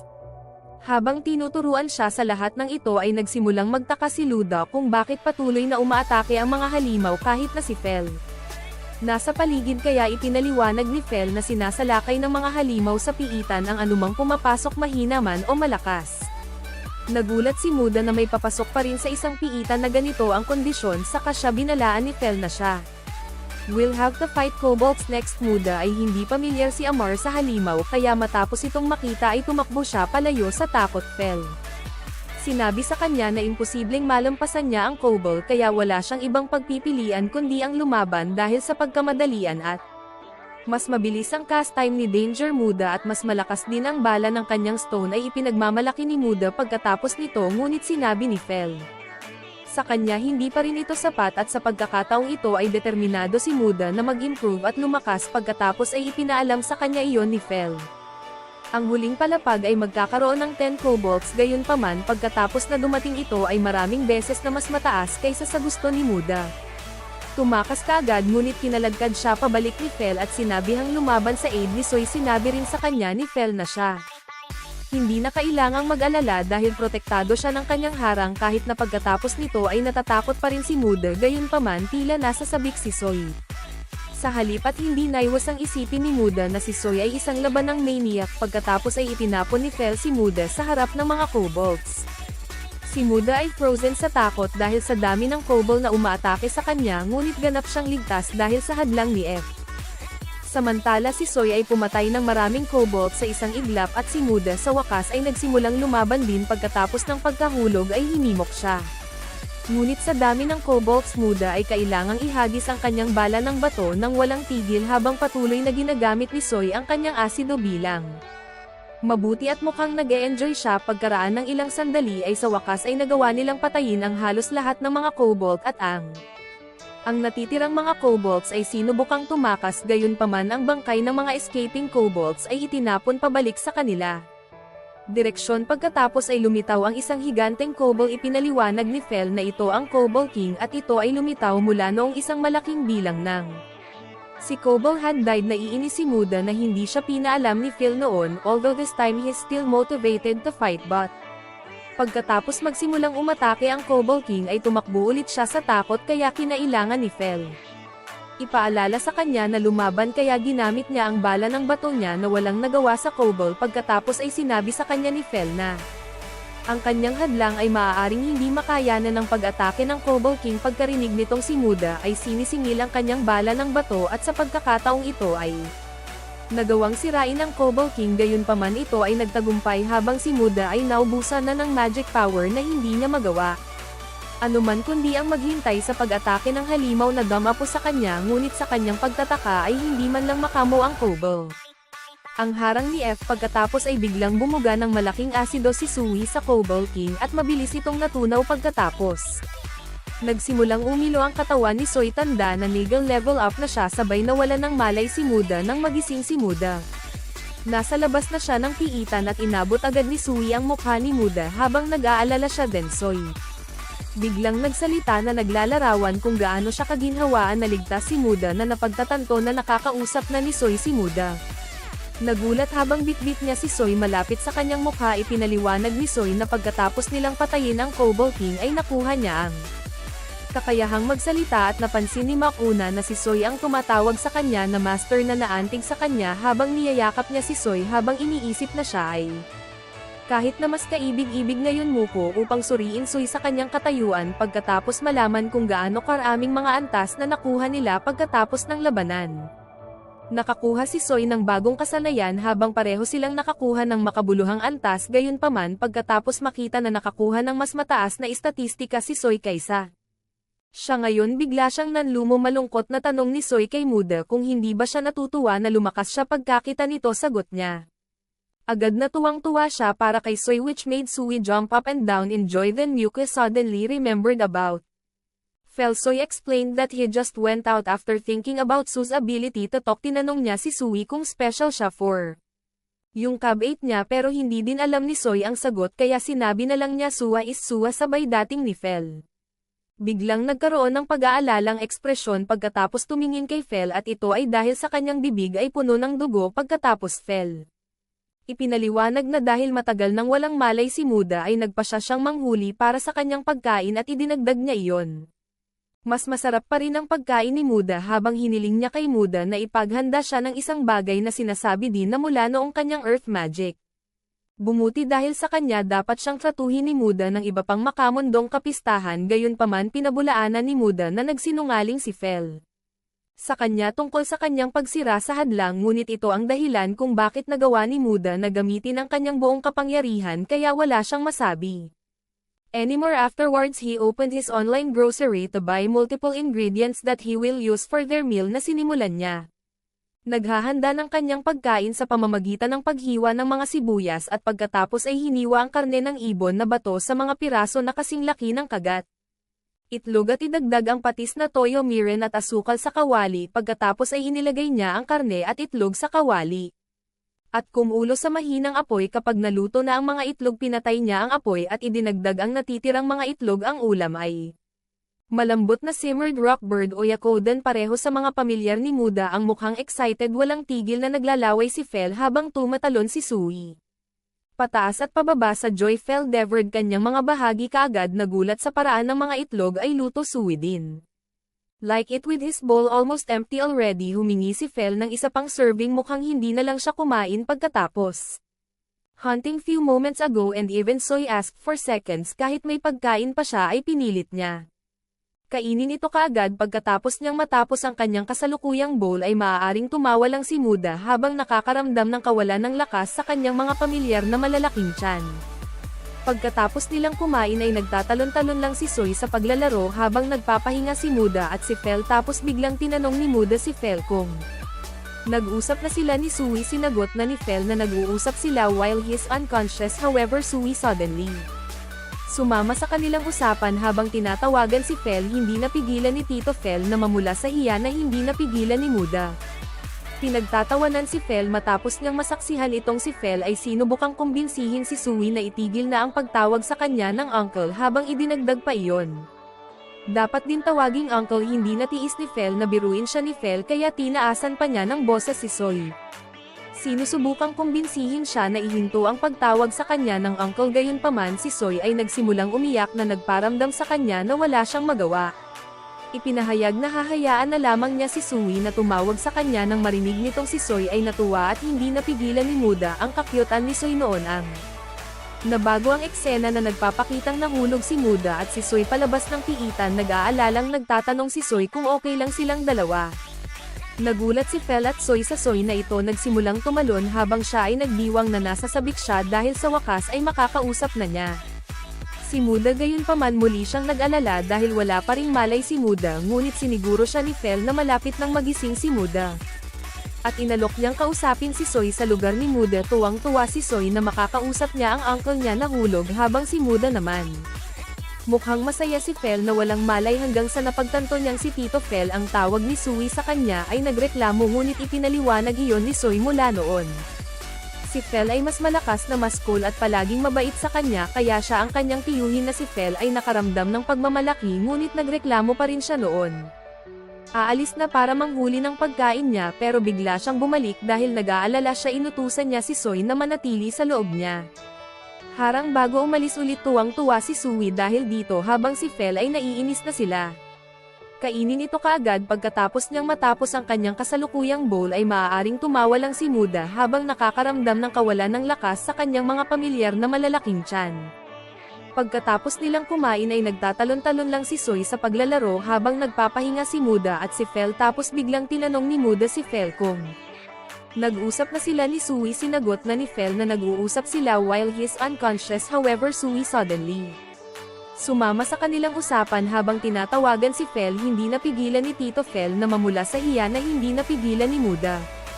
Pinagtatawanan si Fel matapos niyang masaksihan itong si Fel ay sinubukang kumbinsihin si Sui na itigil na ang pagtawag sa kanya ng uncle habang idinagdag pa iyon. Dapat din tawaging uncle hindi natiis ni Fel na biruin siya ni Fel kaya tinaasan pa niya ng boses si Soy. Sinusubukang kumbinsihin siya na ihinto ang pagtawag sa kanya ng uncle gayunpaman si Soy ay nagsimulang umiyak na nagparamdam sa kanya na wala siyang magawa. Ipinahayag na hahayaan na lamang niya si Sui na tumawag sa kanya nang marinig nitong si Soy ay natuwa at hindi napigilan ni Muda ang kakyutan ni Soy noon ang nabago ang eksena na nagpapakitang nahulog si Muda at si Soy palabas ng piitan nag-aalalang nagtatanong si Soy kung okay lang silang dalawa. Nagulat si Fel at Soy sa Soy na ito nagsimulang tumalon habang siya ay nagdiwang na nasasabik siya dahil sa wakas ay makakausap na niya. Si Muda gayunpaman muli siyang nag-alala dahil wala pa ring malay si Muda ngunit siniguro siya ni Fel na malapit nang magising si Muda. At inalok niyang kausapin si Soy sa lugar ni Muda tuwang-tuwa si Soy na makakausap niya ang uncle niya na hulog habang si Muda naman. Mukhang masaya si Fel na walang malay hanggang sa napagtanto niyang si Tito Fel ang tawag ni Sui sa kanya ay nagreklamo ngunit ipinaliwanag iyon ni Soy mula noon. Si Fel ay mas malakas na mas cool at palaging mabait sa kanya kaya siya ang kanyang tiyuhin na si Fel ay nakaramdam ng pagmamalaki ngunit nagreklamo pa rin siya noon. Aalis na para manghuli ng pagkain niya pero bigla siyang bumalik dahil nag-aalala siya inutusan niya si Soy na manatili sa loob niya. Harang bago umalis ulit tuwang-tuwa si Sui dahil dito habang si Fel ay naiinis na sila. Hindi pinapansin ang lahat ng sandwich at kumain ang layo mula sa kanyang mga pamilyar nagpatuloy sila sa kanilang paglalakbay kinabukasan ay nakaupo si Mudasa. Ang likod ni F ay nagbabantay pa rin sa ngunit nasiyahan siya matapos matikman ang tongkatsu kaya't sumugod si Fel patungo sa caravan ang pabor sa mga magnanakaw ang away pero dumating si Fel at napaungol para takutin ang lahat tapos binyantaan niya ang mga magnanakaw. Kaya sa isang iglap ibinagsak nila ang kanilang mga armas tapos tinanong nila kung pamilyar ba si Fel na kinumpirma ni Mudaang. Naalala rin ng adventurer ang tungkol sa chismis ng isang adventurer na nakontrata ng Fenrir dahil dito. Matapos malaman gayunpaman ay hiniling niya na mula ngayon ay kailangan niyang mag-alok ng parehong dami ng mga panghimagas gaya ng pagkakataong ito ni Fel. Sinundan ng malapitan ang caravan kasama si Muda sa kanyang likuran habang ang mga adventurer ay hindi maiwasang mapasulyap at magsalita. Fel gusto nilang malaman ng eksakto kung si Fel ay talagang isang Fenrir o isang mahusay na lobo mudo ay na-curious kung paano ang mga chismis tungkol sa kanya at nahulog ay umabot kay Leonhardt ngunit binanggit ng isa sa mga adventurer ang tungkol sa mga guild na mayroong mga kagamitan sa teleportasyon na ginagamit sa pakikipagpalitan. Mga liham na nagpapaliwanag ng lahat hindi napigilan ni Muda na mag-alala sa gagawin ng bansa sa kanilang hakbang upang subukan. Get fell to their side ayaw din niya ng information about his online grocery and being an otherworlder to be. Ipinahayag sa sandaling huminto sa paglalakbay ang caravan para sa gabing mahigpit na ipinaalala ni Fel kay Muda ang tungkol sa kapistahan niya. Ipinangako kaya kinailangan nilang maghanap ng liblib na lugar na malayo sa caravan pareho ang kanyang mga pamilyar na gusto ng karne kaya wala siyang choice but to agree kinuha ni Muda ang lahat ng natitirang karne at seasoning sa kanyang item box sinimulan niyang ihanda sa pamamagitan ng pagputol. The cat's breast into bite-sized pieces then nilagay niya sa bag at nilagyan ng garlic wine at toyo bago para masahe. Ito pagkatapos ay naglagay siya ng ilang harina at pinagpag ang bag pagkatapos ihalo ng mabuti kinuha niya ang karne at pinirito ito ng soy. Isa na ngayong food enthusiast at pinuri at inilarawan ang lasa ng karaage habang kumakain ng maraming piraso. Habang si Fel ay nilalamon ng kanyang bahagi na walang pakialam sa kung ano pa man ang nakikita kung paano kinakain ng kanyang mga pamilyar ang karaag kaya. Mabilis na nagsimulang magluto muli si Muda gayunpaman ang mabangong amoy ng ulam ay nagsimulang umabot sa caravan kaya sila. Hindi napigil ang hanapin ito nang makita nilang tapos na si Muda sa paghahanda ng panibagong batch ng curry ang mga ngalakal at ang madamdaming tumingin ang mga adventurer sa curry kaya walang choice si Muda kundi ihandog ito sa kanila ang grupo ay namangha kung paano. Masarap ang ulam na ito at sinubukan nilang kumain hanggat kaya nila. Kinakain ng mga pamilyar ang lahat ng mas gusto ni Fel ngunit wala na ang lahat ng karne nila pinuri ng mga adventurer ang luto ni Muda at to show their gratitude sinabihan nila si Muda na sila na ang bahala sa night watch para makapagpahinga siya ng maayos ang pinagbantaan ng mga adventurer ang mga magnanakaw gayunpaman hindi sila na face ngunit ng si Muda at si Fel ay tumuntong at hindi nila napigilan. Nanginginig sa takot kinaumagahan dumating ang grupo sa lungsod ng Carolina ipinaliwanag ng mga ngalakal na ito ang ikalima. Pinakamalaking lungsod sa Leonhardt at ang kanyang pamilya ay naging isang leather na merchant sa lungsod na ito para sa mga henerasyon sa parehong oras na dinala ng mga adventurer ang mga magnanakaw sa mga kabalyero bago nagbid sa Muda at nagpa siya ang mga ngalakal na si Muda na bisitahin muna ang pagkakasala ng adventurer subalit ipinaalam sa kanya ng receptionist na ang kanyang membership ay binawi na. Since hindi pa siya tapos sa isang quest sa isang buwan ay sinabi ni Muda sa receptionist na naging busy siya kaya ang receptionist. Ipinaliwanag na ang mga G-rank adventurers ay kadalasang nagsisikap na tapusin ang pinakamaraming quests hanggat kaya nila para tumaas sa F-rank mula noong F. Rango sila ay kinakailangan lamang upang tapusin ang hindi bababa sa isang quest sa 3 buwan ay walang ibang pagpipilian si Muda kundi ang magrehistro muli siya. Ipinaalam din sa receptionist na magparehistro siya ng isa pang pamilyar kapag tinanong ng receptionist kung anong uri ng pamilyar. It is Muda took out Sui proudly when the receptionist was dumbfounded by seeing a slime Muda watching how strong. At espesyal na Soy ay gayunpaman ang receptionist ay mayroon pa ring kakaibang ekspresyon habang ang iba pang mga adventurer. Nagsimulang tumawa sa kanya pero walang pakialam si Muda dahil alam niya kung gaano ka-espesyal si Soy habang naghihintay si Muda sa guild. Dumating ang grupo ni Butcher L at tinanong niya si Muda kung ayos lang kung hayaan niya silang manood ng proseso ayon sa gusto nilang makita. Ang mga halimaw ay nahulog hunted si Muda ay sumang-ayon ngunit ang grupo ay nabigla matapos makita ang bundok ng matataas na antas ng mga halimaw na si Muda. Kinuha mula sa kanyang kahon ng item pagkatapos makita ang mga bangkay ng matataas na antas na mga halimaw ay sigurado na sila na si Fel ay isang Fenrir. Ang Guild Butcher ay talagang masigasig matapos niyang makita ang mga matataas na ranggo na halimaw sa kanyang harapan na ipinaliwanag niya. Ang tamang proseso upang kunin ang lahat ng mga mahalagang materyales mula sa halimaw pagkatapos mapagtanto na ang lahat ng karne ay ginamit. Sa kanilang pagkain noong nakaraang araw ay maluho ang grupo ng mga adventurer ay yumuko at humingi ng tawad kay Muda ngunit si Muda. Hindi pinansin ng lahat nang makita ang kabaitan ni Muda ang mga adventurer ay nagsabi sa kanya na umasa sa kanila kung siya ay nababagabag. Anumang bagay sa loob ng lungsod pagkatapos ay nagpunta si Muda sa isang inirekomenda ni Lars nagsimula siyang magplano kung ano ang susunod na gagawin. Bagamat hindi niya talaga gustong maging isang adventurer, kailangan niyang maabot ang F-rank dahil kailangan niya ang guild. Butcher to take care of the monsters fell muted while Muda is resting. The goddess suddenly complained about the kakulangan ng mga handog mula kay Muda kaya wala siyang pagpipilian kundi bumili ng ilang matamis mula sa kanyang online na grocery at nagsimulang magdasal ng tama. Malayo nagdiwang ang Diyosa matapos makuha ang kanyang mga matatamis bago pinaalalahanan si Muda na huwag kalimutan ang mga alay sa future. Afterwards niyakap na lang niya si Sui para matulog. Bumalik si Muda sa Adventurer Guild kinaumagahan na siya. It is Muda took out Sui proudly when the receptionist was dumbfounded by seeing a slime Muda watching how strong. At espesyal na Soy ay gayunpaman ang receptionist ay mayroon pa ring kakaibang ekspresyon habang ang iba pang mga adventurer. Nagsimulang tumawa sa kanya pero walang pakialam si Muda dahil alam niya kung gaano ka-espesyal si Soy habang naghihintay si Muda sa guild. Dumating ang grupo ni Butcher L at tinanong niya si Muda kung ayos lang kung hayaan niya silang manood ng proseso ayon sa gusto nilang makita. Ang mga halimaw ay nahulog hunted si Muda ay sumang-ayon ngunit ang grupo ay nabigla matapos makita ang bundok ng matataas na antas ng mga halimaw na si Muda. Kinuha mula sa kanyang kahon ng item pagkatapos makita ang mga bangkay ng matataas na antas na mga halimaw ay sigurado na sila na si Fel ay isang Fenrir. Ang Guild Butcher ay talagang masigasig matapos niyang makita ang mga matataas na ranggo na halimaw sa kanyang harapan na ipinaliwanag niya. Ang tamang proseso upang kunin ang lahat ng mga mahalagang materyales mula sa halimaw pagkatapos mapagtanto na ang lahat ng karne ay ginamit.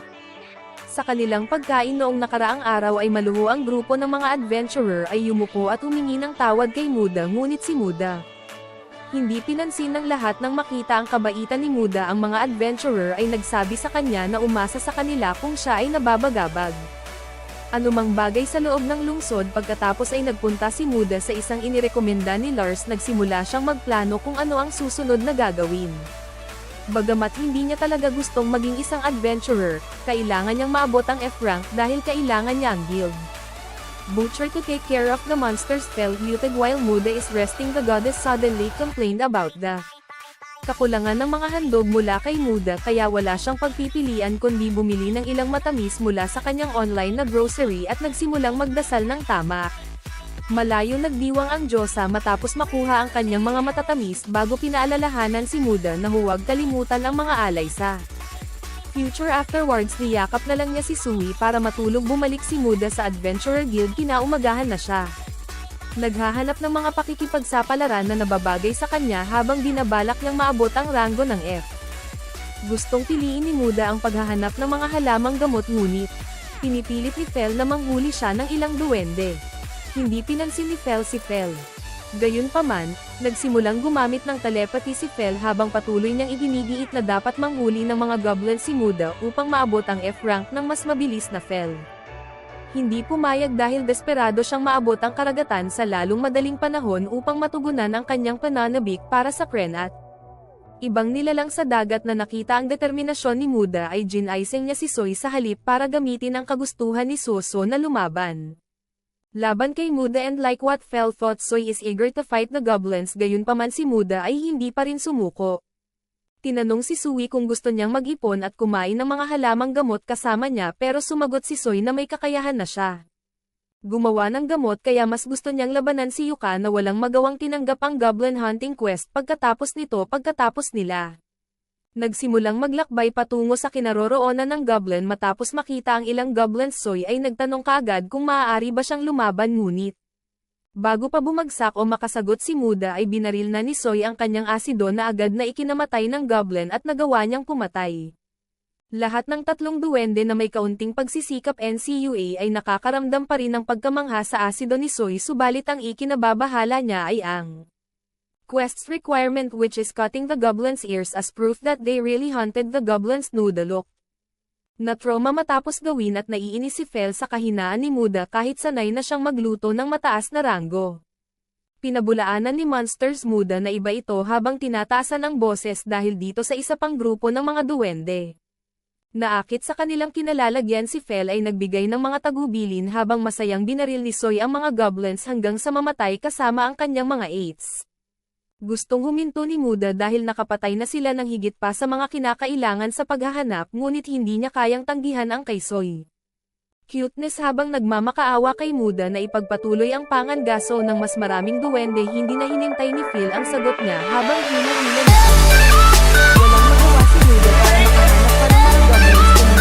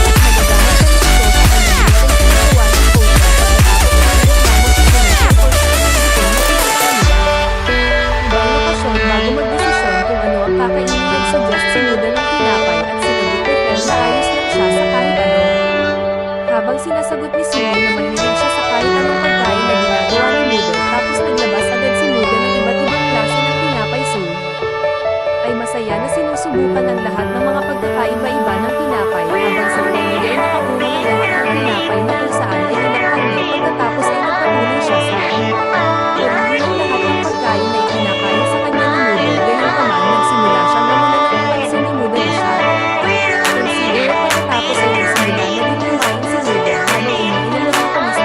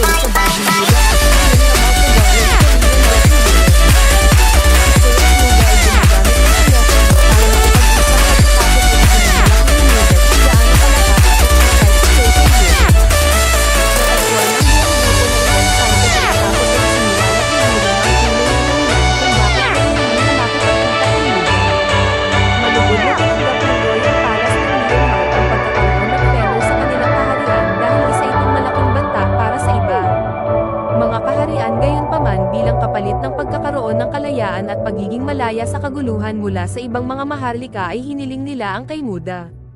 Tulong sa mga oras ng emergency na ipinagdiwang ni Muda pagkatapos marinig ito pagkatapos ay tinanong ni Willem si Muda tungkol sa kanya. Intensyon na pataasin ang kanyang ranggo sa F, nag-alok siya na itaas ang ranggo ni Muda ng direkta sa ranggo ng C na isinasaalang-alang na mayroon siyang Fenner bilang isang pamilyar at kapalit ng pagtatapos ng ilang paghahanap para sa kanya ay tumanggi si Muda, gayunpaman ipinaliwanag iyon ni Willem. Ang mga quests ay isang ranggo at shrank at talagang para sa Fel na marinig ito, Fel na ipinagmamalaki na inihayag na walang anuman magagawa niya na ikinatuwa ni Willem na gustong maghanda para sa quest kaagad, gayunpaman nang mapansin ni Muda gaano kalawak ang kamalayan ni Willem sa kanyang sitwasyon, nagpasya siyang ibenta ang mga halimaw sa antas ng boss na hinahabol. Siya ang guild butcher na si Johan ay namangha matapos makita ang Orthos at Chima, ngunit inutusan siya ni Willem na panatilihin ang lahat ng pagkatapos ay ipinaliwanag ni Secret Muda na hindi niya inilabas ang mga halimaw na ito upang maiwasang magdulot ng kaguluhan at ibinunyag lamang niya ito ngayon dahil pinagkakatiwalaan niya pareho sina Willem at Johan. Gayunpaman sinabi ni Willem kay Muda na kahit na ang kanyang guild ay maaaring bumili ng karamihan ng halimaw, ngunit wala siyang sapat na pondo para sa Chimera at Orthos, habang si Johan ay sabik na sinusuri ang mga halimaw. Ipinaliwanag din niya na ang mga ito ay alinman sa shrank o malapit dito na ginawa itong talagang bihira at mahalaga sa parehong time na biglang lumabas si Sui sa bag niya na motivate siya after si the monster fell hunt he wished that he could beat. Ang mga halimaw na may mataas na ranggo ay madaling tulad ni Fel na naging sanhi ng pag-aalala ni Muda pagkatapos. Sinabi sa kanya ni Willem na maaari siyang bumalik sa susunod na araw para sa pagbabayad ng mga halimaw, at para sa kanyang C-rank guild card ay tinanong ni Muda ang kanyang familiars kung ano ang gusto nila para sa hapunan, at tulad ng dati ay pareho silang humingi ng karne, kaya nagsimulang bumili si Muka ng mga sangkap na iyon. Masarap sa karne, pagkatapos ay sinimulan niyang pakuluan ang dibdib ng ibong bato sa tubig na hinaluan ng saki at asin bago hiwain kamatis at pipino. Sa kanya hinimay ang nilutong rockbird meat sa tulong ng suwa at last nilagyan niya ng lingga. Nagbibihis pagkatapos gawin ang rockbird bunny, nagpasya siyang gumawa ng rockbird at pepper stir fry sunod na sinimulan niya. Pinutol ang rockbird sa kasing laki ng kagat bago tinimplahan ng sake at toyo, pagkatapos ay hiniwa din niya ang kampana, mga paminta bago ihagis ang parehong karne at kampanilya sa kawali. Nagdagdag din siya ng ilang Chinese seasoning paste habang hinahalo. Pagprito, nagkomento si Fel kung paanong ang pagkain ay hindi lamang karne, ngunit siya ay naglalaway pa rin habang tinitingnan ito ay maaari kang lumunok. Beer before he started eating. Both him and Soy really like the sesame dressing, then binigyan din niya si Sui ng babang na may talaba at toyo sa halip na gusto rin ni Sui na nakalimutan ni Muka na mag-steam ng kanin, kaya nagpasya siyang gumawa ilang mga sandwich sa halip na gusto rin subukan ni Soy. Pagkatapos ng maraming serving ang grupo ay sa wakas ay tapos na kumain ng mga ito. Napansin kung gaano kasikip ang kwadra para kay Fel, kaya naisipan ni Sui na tunawin ang kwadra, ngunit pinigilan siya ni Muda at sa halip naglatag siya ng futon para kay Fel para medyo comfortable para sa kanya. Bumalik si Muda sa guild kinabukasan niya. Kinuha muna ang guild card niya na ngayon ay gawa sa silver matapos ma-promote sa C-rank kasabay niya. Kailangan lang tapusin ang isang quest sa loob ng 6 na buwan para mapanatili ang kanyang guild membership. Ito ay talagang convenient para sa kanya, kaya nagpapasalamat siya kay Willem. Ibinigay din ni Willem sa Makuta ang bayad para sa lahat ng halimaw na naibenta niya. Ang kanyang kinita para sa isang batch of monsters was 461 gold coins na nakakaloka dahil mas malaki pa ito kumpara sa kanyang nakaraang transaksyon. Gayunpaman ay kinakalkula ni Willem ang kabuuan at mas nabigla si Muda. 1,415 na gintong barya, ngunit hindi pa kasama dito ang mga gantimpala para sa pag-clear ng Goblin Settlement. Pagkatapos idagdag ito, ang panghuling kabuuan ay 1,946 na gintong barya na namangha si Mudo. Nagbibihis pagkatapos gawin ang rockbird bunny, nagpasya siyang gumawa ng rockbird at pepper stir fry sunod na sinimulan niya. Pinutol ang rockbird sa kasing laki ng kagat bago tinimplahan ng sake at toyo, pagkatapos ay hiniwa din niya ang kampana, mga paminta bago ihagis ang parehong karne at kampanilya sa kawali. Nagdagdag din siya ng ilang Chinese seasoning paste habang hinahalo. Pagprito nagkomento si Fel kung paanong ang pagkain ay hindi lamang karne ngunit siya ay naglalaway pa rin habang tinitingnan ito ay maaari kang lumunok.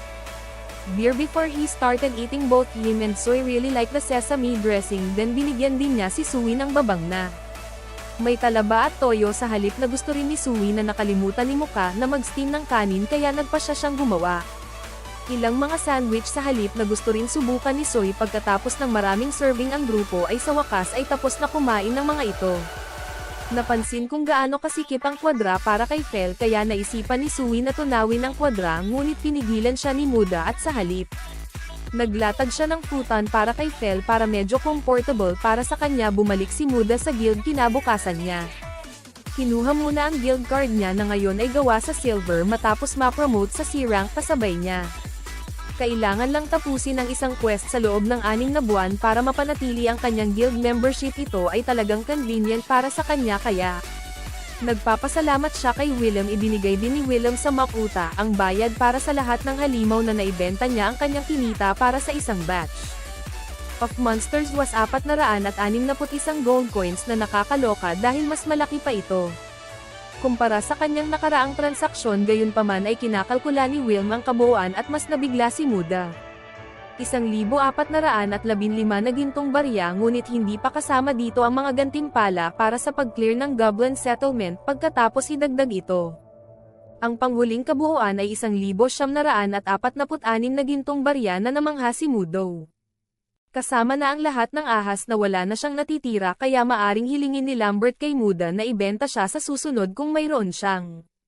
Balat ulit ng ahas pagkaalis ni Fel. Nagreklamo kung gaano katagal nagstay si Muda sa shop pero si Muda talaga happy with all the stuffs he got including Sue's new bag so he thought it was worthwhile. Then Fel asked Muda magluto ng ahas para sa hapunan. Nagsimula siyang mag-crave dito pagkatapos makinig sa usapan ni Muda at Lambert tungkol sa snake soy.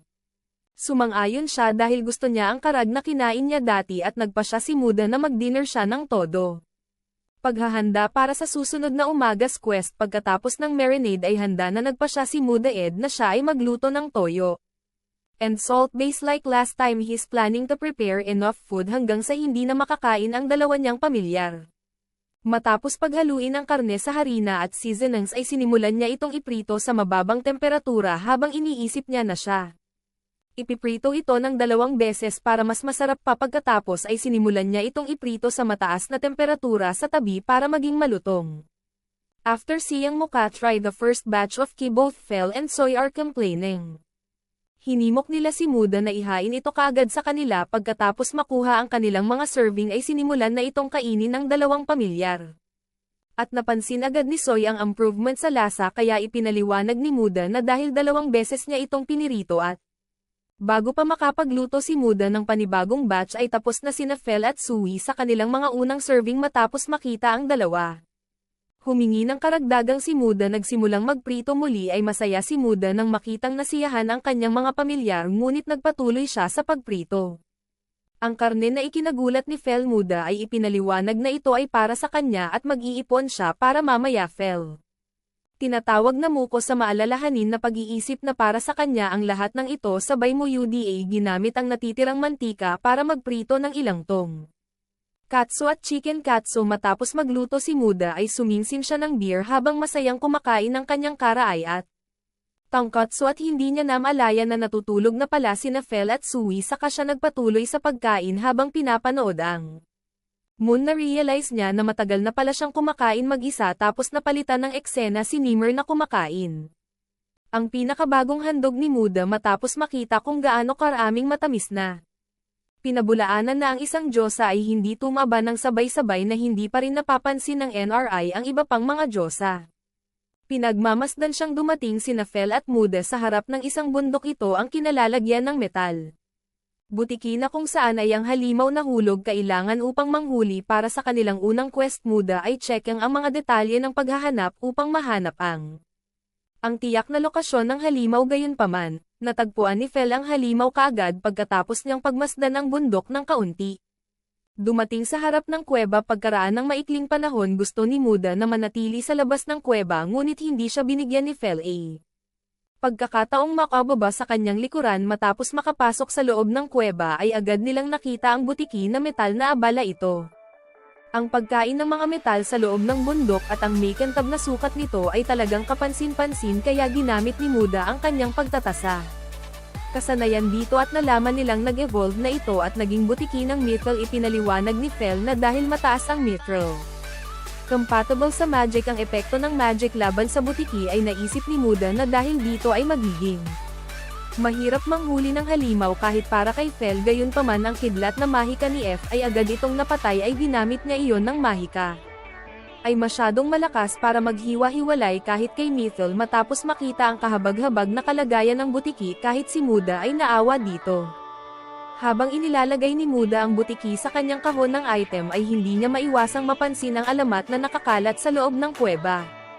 Naisip niyang magagamit niya ito para sa isang kutsilyo o isang espada kaya nagpasya siyang kolektahin ng ilan dito sa tulong ni Soy. Naisip din ni Muda ginagamit ito para sa isang baluti. Gayunpaman napagtanto ni Fel ang kanyang iniisip at pinabulaanan niya na kung ito ay mithril ore o mithril butiki walang mas malakas kaysa sa kanyang hadlang. Pagkatapos ay nagpasya si Fel na umalis para sa kanilang pangalawang quest siya. Hindi na makapaghintay na kainin ang karne ng toro ng sungay kaya kinaladkad niya ang walang magawang Muda sa kanilang pangalawang quest na kinalalagyan na takot si Muda. Matapos malaman na ang toro ay marahas at kasing laki ng rhinoceros matapos mahanap ni Fel ang pakete ng nagpasya si Bull Muda na layuan ito at hintayin na lang na patayin ni Fel ang buong grupo. Gayunpaman matapos malaman iyon ni Soy, iniwan sila ni Phil para lumaban. Iniwan din niya si Muda habang sinasabi na nang bumangon si Muda para tingnan ang lugar lahat ng toro ay nakahandusay sa lupa. Patay na si Sui ay ipinagmamalaki matapos patayin ang mga toro na nakaligtas sa Fel's Wind Magic at lalo siyang natuwa matapos siyang purihin ng kanyang tiyuhin. Tinulungan ni Soy si Muda na tipunin ang lahat ng mga ball.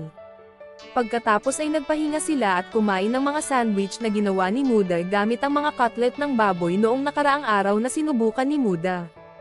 Te-think na nasa picnic lang sila pero hindi niya maiwasang isipin ang mga bangkay ng dagwang horn BLLs na bumuo ng isang maliit na bundok. Sabay curious ni Soy sa mga iniinom na soft drinks kaya hinayaan ni Muda na subukan ito.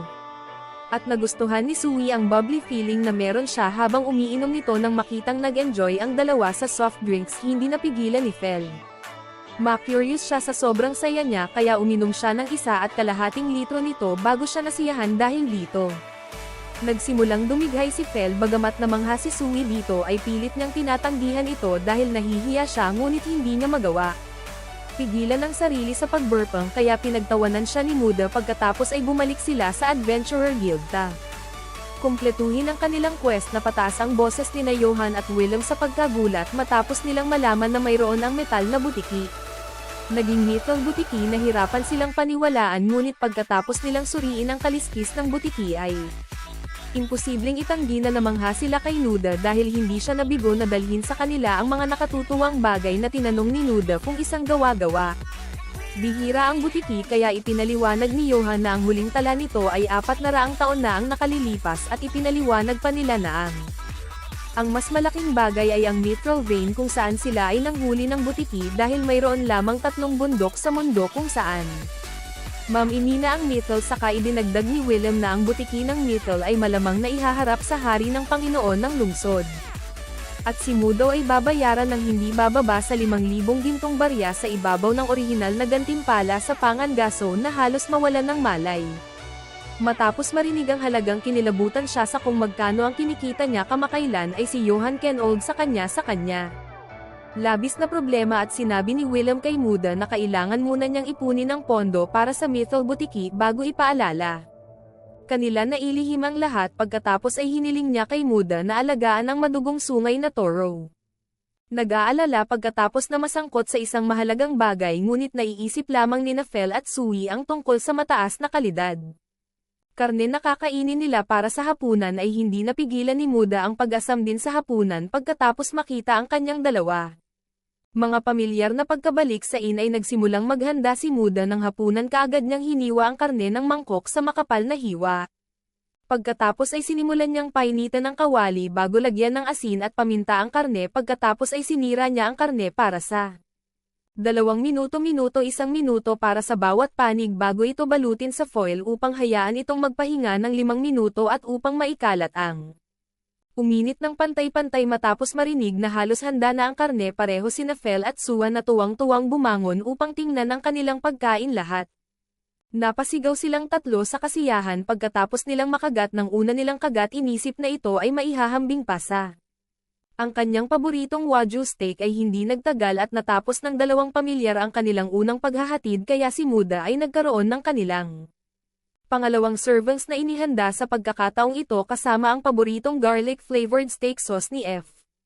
Pero naglabas din siya ng truffle onion at nagdagdag ng patis na may lasa at hindi sila tumigil sa pagkain hanggang sa ganap na nasiyahan habang nagpapahinga sinabi ni Fel kay Muda na sa tingin niya ay hindi na siya makakain muli ng hilaw na karne dahil lahat mas masarap sa luto ni Muda. Medyo namula si Muda pagkarinig nito habang pinupuri din siya ni Soy na tauhan si Muda na ma-enjoy niya ang kanyang buhay sa bagong mundong ito salamat sa kanyang 2 pamilyar kaya mas motivated siyang patuloy na pakainin ang 2 na may mas masarap na pagkain. Pagkapasok sa kwarto nila ni Sui, Muda nagbukas agad ng online grocery niya dahil sa paalala ni F. Hindi niya nakalimutan ang kanyang dasal at pumipili na siya ng mga matamis na ihahandog niya kay 9RM.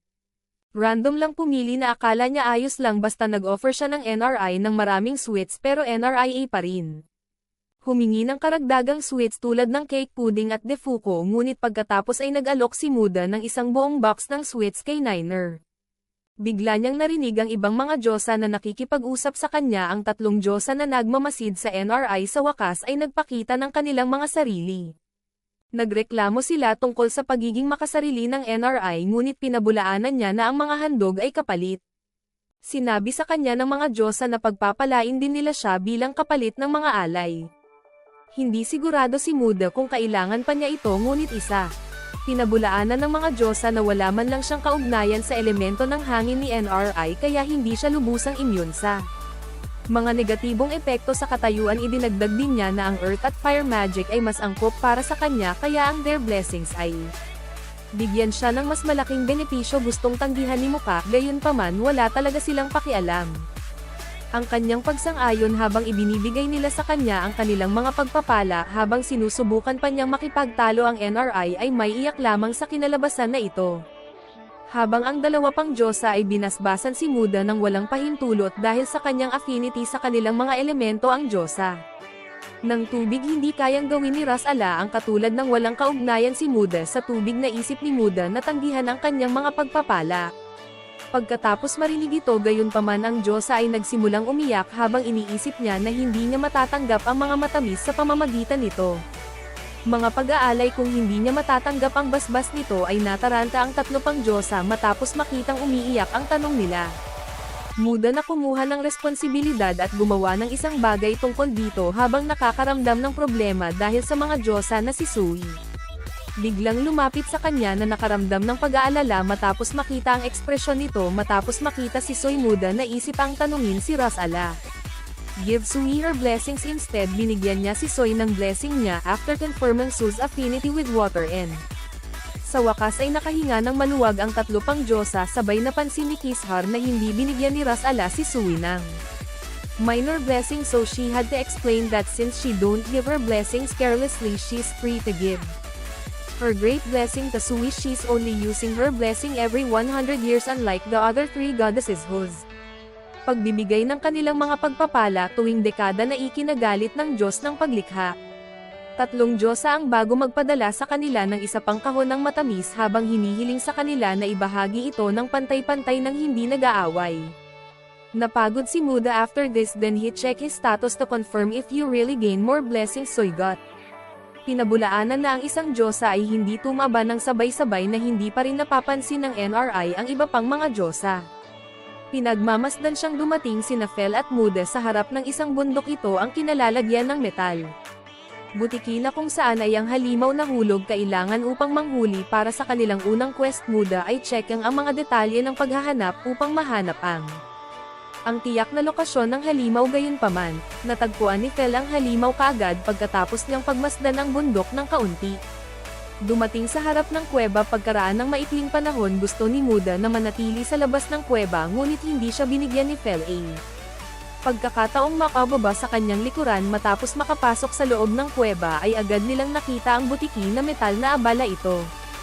Ang pagkain ng mga metal sa loob ng bundok at ang makintab na sukat nito ay talagang kapansin-pansin kaya ginamit ni Muda ang kanyang pagtatasa. Kasanayan dito at nalaman nilang nag-evolve na ito at naging butiki ng mithril. Ipinaliwanag ni Fel na dahil mataas ang mithril. Compatible sa magic ang epekto ng magic laban sa butiki ay naisip ni Muda na dahil dito ay magiging mahirap manghuli ng halimaw kahit para kay Fel. Gayunpaman ang kidlat na mahika ni F ay agad itong napatay ay ginamit niya iyon ng mahika. Ay masyadong malakas para maghiwa-hiwalay kahit kay Mithril matapos makita ang kahabag-habag na kalagayan ng butiki kahit si Muda ay naawa dito. Habang inilalagay ni Muda ang butiki sa kanyang kahon ng item ay hindi niya maiwasang mapansin ang alamat na nakakalat sa loob ng kuweba. Naisip niyang magagamit niya ito para sa isang kutsilyo o isang espada kaya nagpasya siyang kolektahin ang ilan dito sa tulong ni Soy. Naisip din ni Muda. Ginagamit ito para sa isang baluti. Gayunpaman napagtanto ni Fel ang kanyang iniisip at pinabulaanan niya na kung ito ay mithril ore o mithril butiki walang mas malakas kaysa sa kanyang hadlang. Pagkatapos ay nagpasya si Fel na umalis para sa kanilang pangalawang quest siya.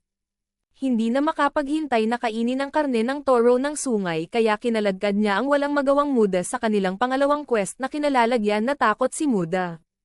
Matapos malaman na ang toro ay marahas at kasing laki ng rhinoceros matapos mahanap ni Fel ang pakete ng nagpasya si Bull Muda na layuan ito at hintayin na lang na patayin ni Fel ang buong grupo. Gayunpaman matapos malaman iyon ni Soy, iniwan sila ni Phil para lumaban. Iniwan din niya si Muda habang sinasabi na nang bumangon si Muda para tingnan ang lugar lahat ng toro ay nakahandusay sa lupa. Patay na si Sui ay ipinagmamalaki matapos patayin ang mga toro na nakaligtas sa Fel's Wind Magic at lalo siyang natuwa matapos siyang purihin ng kanyang tiyuhin. Tinulungan ni Soy si Muda na tipunin ang lahat ng mga ball.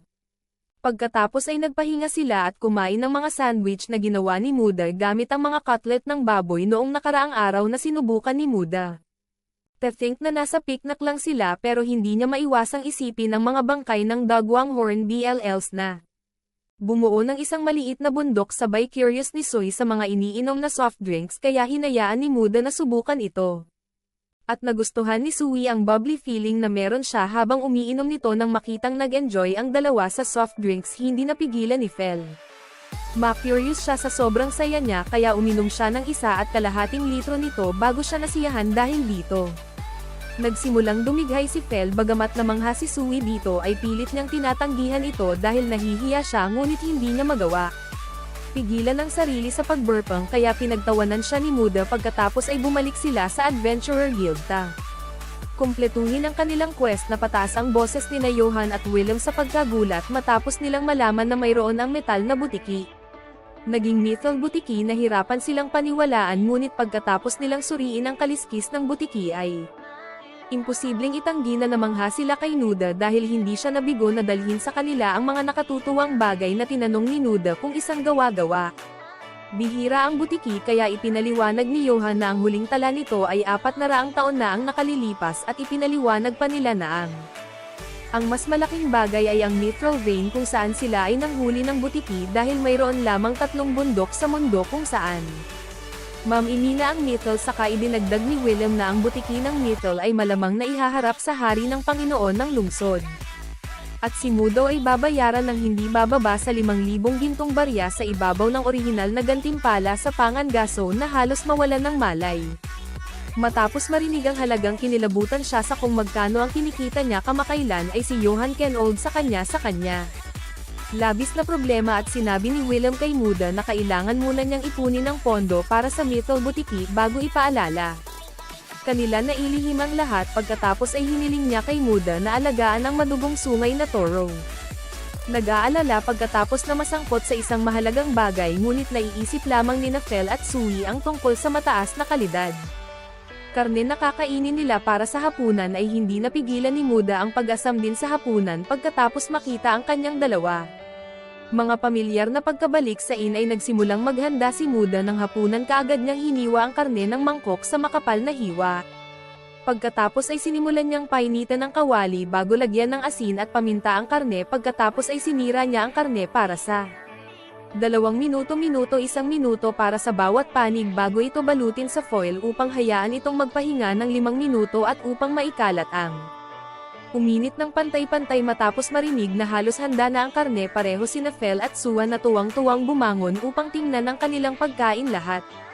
Napasigaw silang tatlo sa kasiyahan pagkatapos nilang makagat ng una nilang kagat. Inisip na ito ay maihahambing pa sa ang kanyang paboritong wagyu steak ay hindi nagtagal at natapos ng dalawang pamilyar ang kanilang unang paghahatid, kaya si Muda ay nagkaroon ng kanilang pangalawang servings na inihanda sa pagkakataong ito kasama ang paboritong garlic-flavored steak sauce ni F.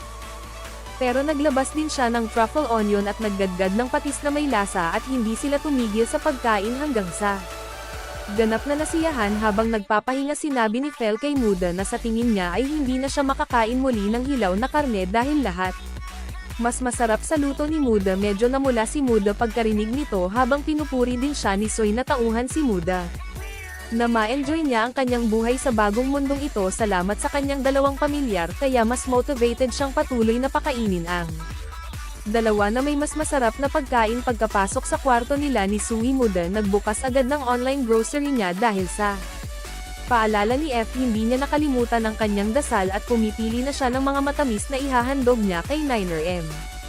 Random lang pumili na akala niya ayos lang basta nag-offer siya ng NRI ng maraming sweets, pero NRIA pa rin. Humingi ng karagdagang sweets tulad ng cake pudding at defuko, ngunit pagkatapos ay nag-alok si Muda ng isang buong box ng sweets kay Niner. Bigla niyang narinig ang ibang mga Diyosa na nakikipag-usap sa kanya. Ang tatlong Diyosa na nagmamasid sa NRI sa wakas ay nagpakita ng kanilang mga sarili. Nagreklamo sila tungkol sa pagiging makasarili ng NRI, ngunit pinabulaanan niya na ang mga handog ay kapalit. Sinabi sa kanya ng mga Diyosa na pagpapalain din nila siya bilang kapalit ng mga alay. Hindi sigurado si Muda kung kailangan pa niya ito, ngunit pinabulaanan ng mga Diyosa na wala man lang siyang kaugnayan sa elemento ng hangin ni NRI, kaya hindi siya lubusang immune sa mga negatibong epekto sa katayuan. Idinagdag din niya na ang Earth at Fire magic ay mas angkop para sa kanya, kaya ang their blessings ay bigyan siya ng mas malaking benepisyo. Gustong tanggihan ni Muka, gayunpaman wala talaga silang pakialam ang kanyang pagsang-ayon habang ibinibigay nila sa kanya ang kanilang mga pagpapala. Habang sinusubukan pa niyang makipagtalo ang NRI ay may iyak lamang sa kinalabasan na ito.